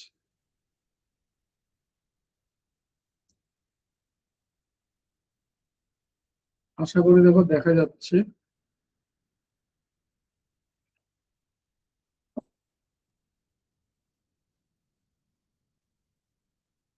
বেশি সময় নেবো না, আবারও বলছি, মাত্র 5-7 মিনিট সময় লাগবে। তার মধ্যে যা কিছু রয়েছে আমি পুরোটা ক্লিয়ার করে দিচ্ছি। এমন নয় যে শুধু মুখে বলবো, পুরোটা লেখা রয়েছে, তোমরা ধরে পড়ে নিতে পারো। চলো স্টার্ট করলাম তাহলে। আমি প্রথম থেকে জানিয়েছিলাম যে অবশ্যই আমাদের এসএলএসটির জন্য, মানে এসএলএসটি সাবজেক্ট যেটা বাংলা, তার জন্য আমাদের নতুন ব্যাচ শুরু হবে। তো তোমরা কমবে, মানে এটা এমন নয় যে আমি বলছি বা আমার মুখ থেকে প্রথম শুনছো, তোমরা কম বেশি ফিল করতে পারছো, মানে আজ থেকে 3 মাস আগে যে অবস্থা ছিল, যেরকম ছিল, আর আজ 3 মাস পর, মানে এমন নয় যে আমার মুখ থেকে শুনে এটা প্রথমবার ফিল করতে পারলে। কম বেশি তোমরা সোশ্যাল মিডিয়া, বর্তমান বিভিন্ন রকমের যে পরিস্থিতি, যেগুলো আপডেট, সেখান থেকে কম বেশি তোমরা বোধহয় ফিল করতে পারছো যে সম্ভবত পরীক্ষা হতে চলেছে, সম্ভবত কিছু রিক্রুটমেন্ট হয়তো বা হবে। আবারও বলছি, এগুলো এমন নয় যে আমি বলছি বা আমি প্রথম বললাম, আমার মুখ থেকে প্রথমবার শুনবে। সব ক্ষেত্রে, মানে বিভিন্ন রকমের এক্সামের ক্ষেত্রে এসএলএসটি তার ব্যতিক্রম নেই। এখানে বলে রাখি যে এখানে কিন্তু যেটা আমাদের এসএলএসটি 2 যেমনটা হয়েছিল সেরকমটা সম্ভবত হবে না। এর আগে কিন্তু একটা প্রিলিমিনারি বা পিটি বলে যেটা আমাদের ছিল, সেরকম একটা জেনারেল পেপার থাকবে, তার সাথে সাথে সাবজেক্ট। এবার গতকাল ম্যাডামও জানিয়েছিলেন আর স্যারও জানালেন যে সম্ভাব্য সিলেবাসের মধ্যে পরিবর্তন আসতে চলেছে, যেখানে তোমাদের যে সিলেবাস, গ্রামার বা সাহিত্যের ইতিহাস, এই জায়গাগুলোর পরিবর্তনের খুব একটা জায়গা নেই, বা ম্যাডাম গতকাল এইগুলো খুব ডিটেলসে ডিসকাস করেছেন। সম্ভবত টেক্সটের মধ্যে কিছু পরিবর্তন আসতে পারে। তো চলো আমরা স্টার্ট করছি, কারণ যে কমন জায়গাগুলো রয়েছে, যেগুলো পরিবর্তনশীল না, আমরা সেগুলো দিয়ে আগে আপাতত শুরু করব। এটা বলা, এটা এসএলএসটি অবশ্যই বাংলা, এবং এর মধ্যে নবম দশম একাদশ দ্বাদশ পুরোটাই এর মধ্যে কভার হবে। আমরা চেষ্টা করব যেগুলো আমাদের সিলেবাসের একদমই বাদ যাবে না, বা নবম দশম একাদশ দ্বাদশের মধ্যে কমন জায়গা, সেই সিলেবাসের জায়গাগুলোতে আমরা শুরু করব। দেন আস্তে আস্তে নবমের এক্সট্রা যেগুলো একাদশ দ্বাদশে নেই, বা একাদশ দ্বাদশে যেগুলো এক্সট্রা সেগুলো, তারপর এইভাবে আমার সিলেবাস গুলো আস্তে আস্তে এগোবে। সান্ধ্যকালীন ক্লাস থাকবে সন্ধ্যে 7টা বা রাত 9টা। তোমাদের ক্লাসগুলো মোটামুটি 9টা থেকে থাকবে, 9টা থেকে 10:30। এই টাইম ডিউরেশনে ক্লাসগুলো থাকবে, অর্থাৎ আমাদের ক্লাসগুলো সবই আমাদের 1.5 ঘন্টা করে থাকে। তো 9টা থেকে 10:30 এই টাইম ডিউরেশনে তোমাদের ক্লাসগুলো থাকবে। অনলাইন প্রত্যেকটা লাইভ ক্লাস হবে, এবং ক্লাসগুলো যেমন তোমরা ক্লাস করছো গুগল মিটে, ঠিক এরকম গুগল মিটে ক্লাস হবে। সপ্তাহে 2 থেকে 3টে ক্লাস থাকবে। আপাতত আমাদের কাছে কোনো ফাইনাল শিডিউল নেই, তো সেটার পর যদি সেরকম, আমরা তো এগোতে থাকছি, যদি সেরকম কোনো কিছু আসে বা কিছু, তখন ক্লাস বাড়ানো যাবে, যেমনটা আমাদের সেকেন্ড এসএলএসটির সময় হয়েছিল। ক্লাস 19শে জুলাই অর্থাৎ রবিবার থেকে শুরু হচ্ছে। কোর্সের ডিউরেশন থেকে 6 মাস, অর্থাৎ জানুয়ারি 2027 পর্যন্ত এই কোর্স ভ্যালিড থাকছে। ঠিক আছে, ইনকেস 6 মাস 1 মাস তোমার কি বলে 15 দিন 1 মাস এদিক ওদিক হলে সে আলাদা কথা। তো যেটা রয়েছে, মোটামুটি নভেম্বর ডিসেম্বর এই সময় নাগাদ পরীক্ষা হওয়ার সম্ভাবনা রয়েছে। ম্যাডাম বললেন যেটা গতকাল, যে নতুন বছরের শুরুতে, তো সেই হিসাব রেখেই মোটামুটি এরকম একটা ডিউরেশন রাখা। নেক্সট যেটা বলার, ডাউট ক্লিয়ারিং ক্লাস থাকবে, সাথে থাকবে 1-to-1 লাইভ ইন্টারাকশন। এটা সবার জন্য না, মূলত যে তুমি অ্যাডমিশন নিয়েছো, কোনো প্রোগ্রেস বুঝতে পারছি না, বা তুমি অ্যাডমিশন নিয়েছো রেগুলার ক্লাস করো না, মক টেস্টে পারফরমেন্স ভালো আসছে না, তবে আমি তোমার সঙ্গে 1-to-1 বসবো। লাইভ ক্লাসে সরাসরি স্যার বা ম্যাডামকে প্রশ্ন করতে পারবো। অর্থাৎ লাইভ ক্লাসের ক্ষেত্রে এই যে তোমাদের এখনো মাইক্রোফোন বন্ধ রয়েছে, এটা থাকবে না। সরাসরি তোমরা মাইক্রোফোন অন করে লাইভ ক্লাসের মধ্যে কমিউনিকেট করতে পারবে। কোথাও কোনো শর্ত থাকবে না যে তুমি 5টা বা 10টা কোশ্চেন করবে, এরকম টাইপের কোনো কন্ডিশন থাকবে না। প্রত্যেকটা লাইভ ক্লাসের রেকর্ড থাকবে, সাথে effective study material. Record class বা পিডিএফ নোটস এর ক্ষেত্রে কোনো শর্ত থাকবে না। তুমি যখন খুশি, যতবার খুশি, যেভাবে খুশি ব্যবহার করবে, নিজের ইচ্ছা মতো স্বাধীনভাবে ব্যবহার করতে পারবে। এবং স্টাডি মেটেরিয়াল তুমি ডাউনলোড করতে পারবে, প্রিন্ট আউট বের করতে পারবে। প্রত্যেকটা ইউনিট, তার সাব ইউনিট, তার চ্যাপ্টার অতি ডিটেলসে ধৈর্যের সাথে ধীরে ধীরে ধরে ধরে একদম বেসিক থেকে ক্লাস করানো হবে। 2জন ফ্যাকাল্টি তোমরা দেখে নিয়েছো। আমি তোমাকে বলে রাখি, তৃতীয় একজন স্যার থাকবেন। আপাতত স্যারের একটু অসুবিধা রয়েছে বলে আমি এই সেশনের মধ্যে স্যারকে রাখতে পারিনি। তো আমি আপাতত যে 2জন রয়েছে, 2জন ক্লাস করছে। আবারও বলছি, তৃতীয় একজন ফ্যাকাল্টি থাকবেন, স্যার থাকবেন। বাংলা এক্সপার্ট ফ্যাকাল্টি দিয়ে ক্লাস করেন, এবং সম্পূর্ণ সিলেবাস যেরকম যা রয়েছে আমাদের দায়িত্ব সহকারে শেষ করা হবে। ইনকেস যে এই ডিউরেশনের মধ্যে পরীক্ষা হচ্ছে এবং আমাদের সিলেবাসের মধ্যে কিছু পরিবর্তন এসছে, সেগুলোকে সেইভাবে এগোনো হবে। নেক্সট যেটা বলার, আনলিমিটেড মক টেস্ট সুবিধা থাকবে। আনলিমিটেড মানে uncountable number of mock test. আমাদের লাস্ট যে এসএলএসটি হয়েছিল সেখানেও প্রায় 100টা কাছাকাছি মক টেস্ট ছিল। আবারও বলছি, আমাদের ডিউরেশন রয়েছে 6 মাস, মানে মোটামুটি 180 দিন। আমি তোমাদেরকে বলে রাখছি যে কম বেশি 200+ মক টেস্টের এখানে ব্যবস্থা রেখে দেবো। 200+ মক টেস্টের ব্যবস্থা রেখে দেবো, 200+ অন রেকর্ড লাইভ বলে যাচ্ছি। সাথে monthly mock test, surprise mock test এবং offline mock test. Offline mock test আমরা ওএমআর শিট আগে থেকে শেয়ার করে দিই। সেই ওএমআর শিট ধরে নাও যে আগামীকাল বেলা 12টার সময় পরীক্ষা হবে, তো ঠিক 5 মিনিট আগে অর্থাৎ 11টা 55 নাগাদ তোমার কাছে একটা ইনস্ট্রাকশন যাবে যে ওএমআর শিট কি করে ফিল আপ করবো। অর্থাৎ তোমার ইচ্ছা মতো তুমি ওএমআর শিটের জায়গায় নাম বা কিছু লিখতে পারবে না, আমরা ঠিক করে দেবো। যে নামের জায়গায় কি লিখবে, roll number, registration number, booklet number কি লিখবে, সব আমরা ঠিক করে দেবো। 12টা থেকে মক টেস্ট শুরু হবে, বা 12টাতে কোশ্চেন পেপার শেয়ার করা হবে। পরে 1 ঘন্টা পরীক্ষা, 1টায় শেষ হচ্ছে। তো 1টায় শেষ হয়ে গেল, 1টা 2 এর মধ্যে ওই যে ওএমআর শিটটা সেটা স্ক্যান করে আমাদের কাছে পাঠাতে হবে। বলতে পারো যে স্যার আমি যদি বাড়িতে দেখে লিখি, তো তোমার দায়িত্ব, তোমার ভবিষ্যৎ। এইভাবে আমাদের অফলাইন মক টেস্ট গুলো হয়। আর এছাড়া মান্থলি মক টেস্ট বা সারপ্রাইজ মক টেস্ট থাকবে। আর আমাদের অ্যাপের মধ্যেই তোমাদের মক টেস্টের সুবিধা থাকবে, অনলাইন মক টেস্ট যেটা অ্যাপের মধ্যে সুবিধা থাকবে। এইগুলোর ক্ষেত্রে তুমি তোমার ইচ্ছা মতো স্বাধীনভাবে দিতে পারবে। এইগুলোর ক্ষেত্রে আমাদের নিজস্ব থাকবে। ইনিশিয়ালি আমাদের যে মক টেস্ট গুলো থাকবে সেগুলো সব শর্ট লেন্থ, মানে অ্যাপের মধ্যে যেগুলো বলছি শর্ট লেন্থ মক টেস্ট। এছাড়া মান্থলি মক টেস্ট বা সারপ্রাইজ মানে এইগুলো, বা অফলাইন মক টেস্ট, এগুলো সব ফুল লেন্থ মক টেস্ট হয়। ঠিক আছে, নেক্সট যেটা বলা, কোর্সের ডিউরেশন আগে বললাম 6 মাসের হলেও রেকর্ড ক্লাস বা স্টাডি ম্যাটেরিয়ালের ক্ষেত্রে লাইফ টাইম অ্যাক্সেস থাকবে। আমাদের সেকেন্ড এসএলএসটি যেটা ছিল তার রেকর্ড বা স্টাডি ম্যাটেরিয়াল এখনো সেইভাবে অক্ষত অবস্থায় রয়েছে। শুধু বাংলা না, 6টা সাবজেক্টে এসএলএসটি হয়েছিল, সব ক্ষেত্রে তাদের রেকর্ড ক্লাস বা স্টাডি মেটেরিয়াল লাইফ টাইম। আবারও বলছি, তোমাদের এই সমস্ত কিছু লাইফ টাইম অ্যাক্সেস থাকবে, কখনো নষ্ট হবে না। এসএলএসটির পরীক্ষা তো বটে, এছাড়া তোমার ডব্লিউপিএসসি, এমআরএস আর রেল স্কুল বা এনবিএস, কেবিএস, এমএসসি, এই টাইপের যা যা পরীক্ষা হয়, কারণ এদের সিলেবাসের মধ্যে কিছুটা মিল আছে, কিছুটা অমিল আছে, দুটোই ঠিক। ঠিক আছে, একদম বলা যাবে না কোনো একটা পরীক্ষার সাথে এর কোনো মিল নেই, সবটাই আলাদা, এরকম বলা যাবে না। আবার বলা যাবে না যে পুরোপুরি মিল রয়েছে। তো সেই রকম মানে মূল টার্গেট আমাদের এসএলএসটি, এটাকে টার্গেট রেখে যদি আমরা এগোই তাহলে মোটামুটি এদের কম বেশি কোথাও কোথাও আমাদের হয়ে যাচ্ছে, কোথাও বা হয়তো বা 50%, কোথাও বা 70-80% এরকম টাইপের কম বেশি এগুলো হচ্ছে। এই পয়েন্টটা খুব গুরুত্বপূর্ণ যে আমাদের প্রতিষ্ঠান কোনো রকম চাকরি পাওয়ার গ্যারান্টি দেয় না, সে যে পরীক্ষা এরকম ধরো না কেন, যে কোনো রকম চাকরি পাওয়ার গ্যারান্টি দেয় না। চাকরি পাওয়ার গ্যারান্টি 0%, মাথায় রেখে তবে তুমি আসবে। শুধু আবারও বলছি, কনসেপ্ট কমন আসবে, প্রশ্ন কমন আসবে না, প্রশ্ন কমন হয় না। আর তাছাড়া ম্যাডাম গতকাল যা বললেন সেরকম যদি হয় তাহলে প্রশ্নের ধরন পাল্টাচ্ছে। তোমরা নিজেরাও দেখছো যে অ্যাকচুয়ালি সময়ের সাথে সাথে কিন্তু কোশ্চেনের ধরন সমস্ত পরীক্ষার ক্ষেত্রে পাল্টাচ্ছে। নতুন সরকারে কিছু না কিছু এরকম ধরনের হিন্স দিয়েছে। এবার সেক্ষেত্রে সম্ভাব্য যে আর একেবারে সে দুধভাত মার্কা কোশ্চেন সম্ভবত হবে না। আবার বলছি, আমরা এরকম কোনো গ্যারান্টি দিচ্ছি না যে তুমি পরীক্ষার হলে 2 আর 2 যোগ করে 5 বসে আসবে, এ দায়িত্ব কে নেবে? যেদিন পরীক্ষা দেবে সেদিনকার ভাগ্যটাও তোমার, আমার নয়।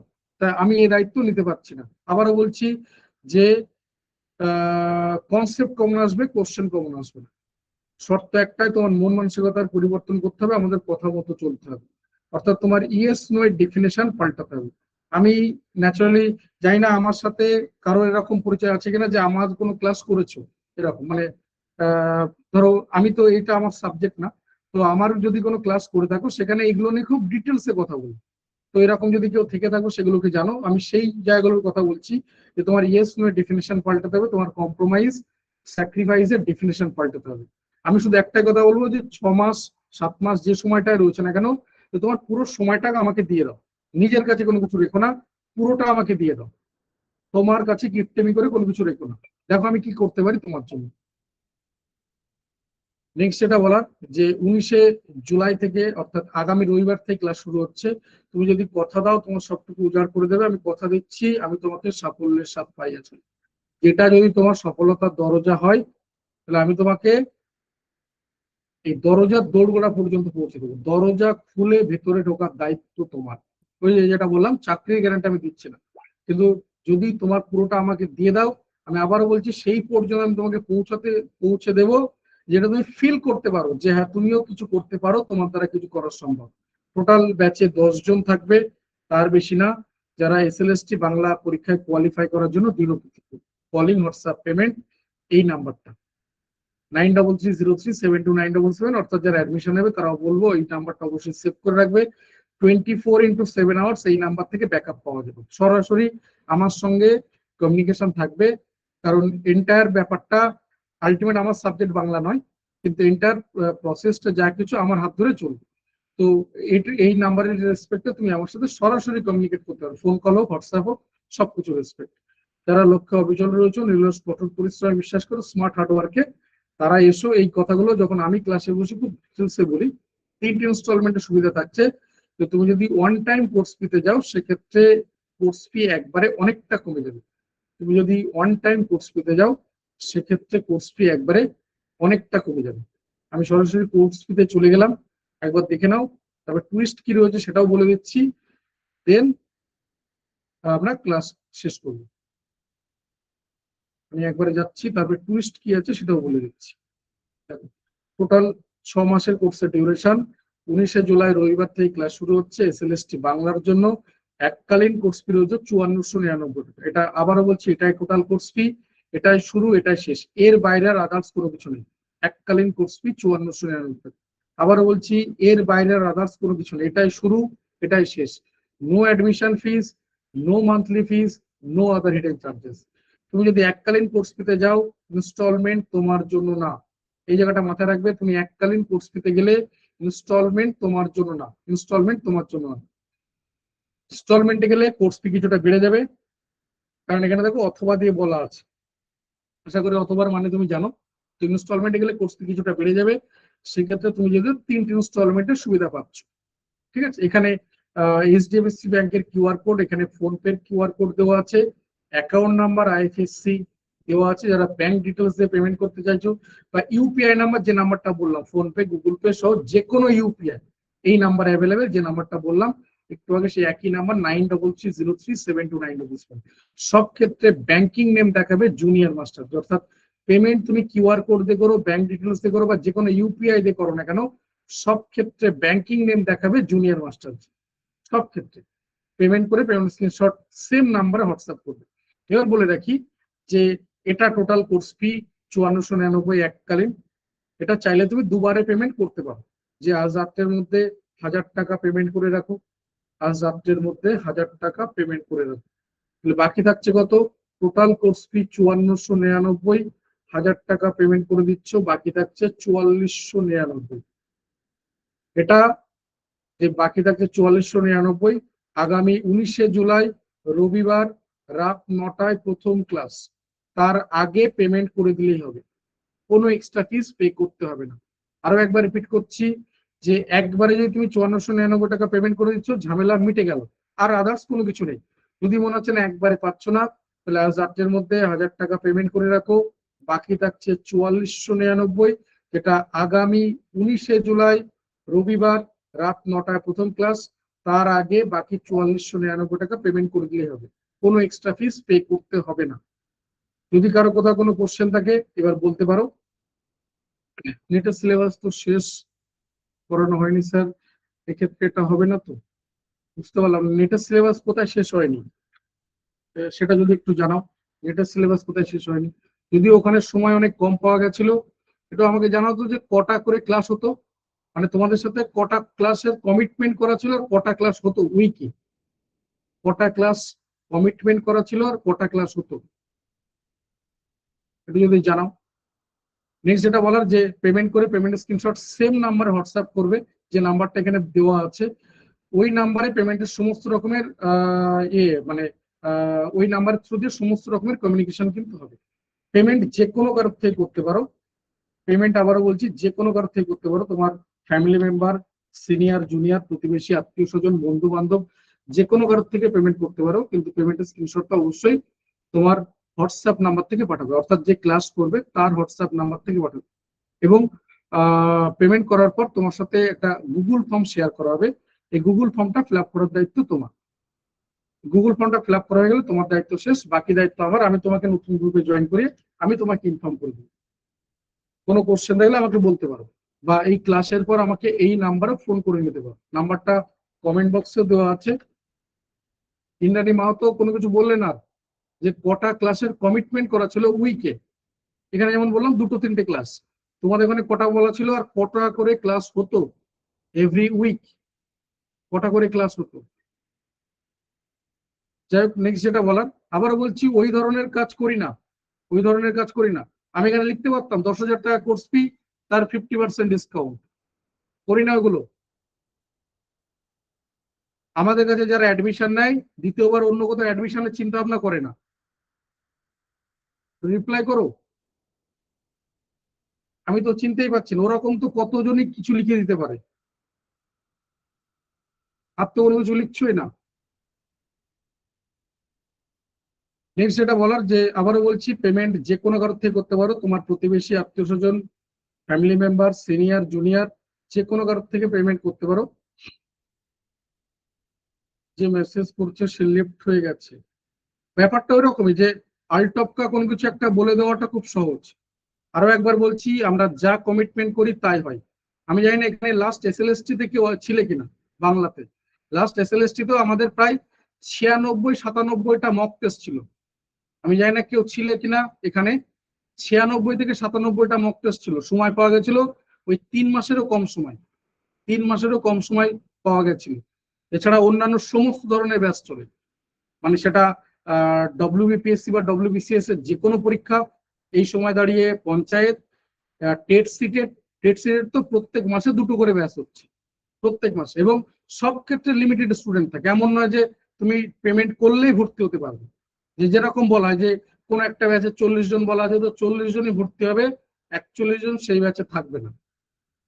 যেরকম যা বলছি সেরকম, আমাদের ক্ষেত্রে কখনো ওই তুমি ডিসকাউন্ট অফার ওই টাইপের কোনো কিছু পাবে না, যে রথযাত্রা উপলক্ষে ডিসকাউন্ট চলছে আবার উল্টো রথে আবার আলাদা করে ডিসকাউন্ট আসবে, কোনোদিন দেখতে পাবে না।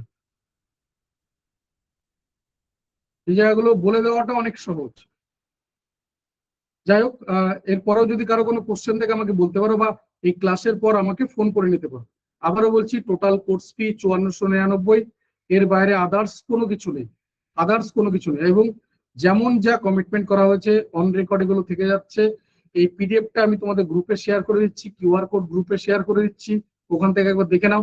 এরপরেও যদি কারো কোনো কোশ্চেন থাকে আমাকে সরাসরি ফোন করে নিও। আর এমন নয় যে, মানে এরকম নয় যে ঠিক আছে যেখানে ঘুরতে হবে, তুমি যে কোনো জায়গাতে, আমি তোমাকে এই দুটো তিনটে জায়গা বলছি যা কোথাও পাবে না। এক, কোর্স ফি, যে এত কমে কোর্স ফিতে কোথাও পাবে না, গ্যারান্টি। নাম্বার টু, কেউ তোমাকে লাইফ টাইম অ্যাক্সেস দেবে না, কেউ তোমাকে লাইফ টাইম অ্যাক্সেস দেবে না। নাম্বার থ্রি, তোমার যে এগুলো রয়েছে মক টেস্টের ক্ষেত্রে বলছি, এতগুলো মক টেস্ট কোথাও পাবে না।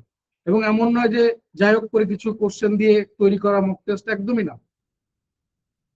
যে টিচারদেরকে দিয়েই কোশ্চেন করানো হয়, যারা ফ্যাকাল্টি রয়েছে তাদেরকে দিয়েই কোশ্চেন করানো হয়, এবং তার রেসপেক্টে এক্সপ্লেনেশন থাকে। অর্থাৎ মক টেস্ট যেমন হয়, একটা কোশ্চেন, তার 4টে অপশন, টাইমের মধ্যে তোমাকে শেষ করতে হবে, এবং টাইমে শেষ করার পর তুমি সেখান থেকে তার আনসার দেখতে পাবে, তুমি কটা ঠিক করলে ভুল করলে সেগুলো দেখতে পাবে, এবং তার রেসপেক্টে তার এক্সপ্লেনেশন, যে তুমি ঠিক করলে তারও এক্সপ্লেনেশন, তুমি ভুল করলে তারও এক্সপ্লেনেশন, প্রত্যেক ক্ষেত্রে একটা দুটো তিনটে চারটে সেন্টেন্সে এক্সপ্লেনেশনও ওখানে দেওয়া আছে।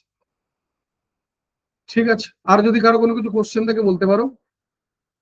কারণ যখন একবার নোটিফিকেশন চলে আসবে তখন দেখবে তোমাদের মধ্যেই ছেলে মেয়েগুলো 4বার করে ফোন করছে, আর তখন যদি কোর্স ফি 8000 টাকা করে দিই তাও ভর্তি হয়ে যাচ্ছে। মিলিয়ে নিও কথাগুলো। আবারও বলছি, আমাদের কোর্স ফি সব থেকে কম থাকে। তুমি সারা ওয়েস্ট বেঙ্গলের মধ্যে খুঁজে দেখো যে এর থেকেও কমে কোর্স ফি আছে কিনা।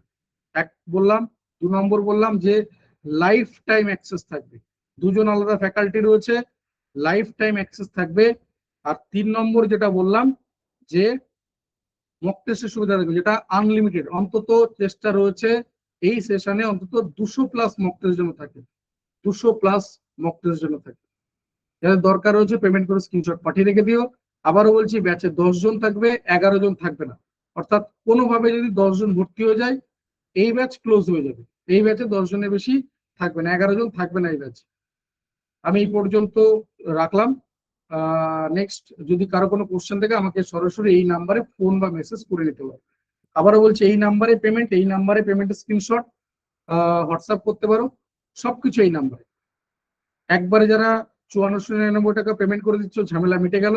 যদি মনে হচ্ছে না একবারে পাচ্ছ না, তাহলে 1000 টাকা পেমেন্ট করে রাখতে পারো, বাকি থাকছে 4499। সেক্ষেত্রে তুমি পুরোপুরি 2 দিন বা 48 ঘন্টা সময় পাচ্ছ। মানে আজ আমরা দাঁড়িয়ে রয়েছি তোমার শুক্রবার রাত মোটামুটি 9টার কাছাকাছি, তোমার রবিবার রাত 9টায় ক্লাস শুরু হচ্ছে, তাহলে এখনো পুরোপুরি 48 ঘন্টা বা 2 দিন তোমার হাতে পুরোপুরি সময় রয়েছে। চলো আমি এই পর্যন্ত রাখলাম। থ্যাংক ইউ সবাইকে। গ্রুপে থেকে গেলে তোমার সঙ্গে কমিউনিকেশন থাকবে, গ্রুপ ছেড়ে বেরিয়ে গেলে কোনো কমিউনিকেশন থাকবে না। Thank you, good night. যে কোনো সমস্যা আমাকে এখন থেকে ফোন করে নিতে পারো। Thank you.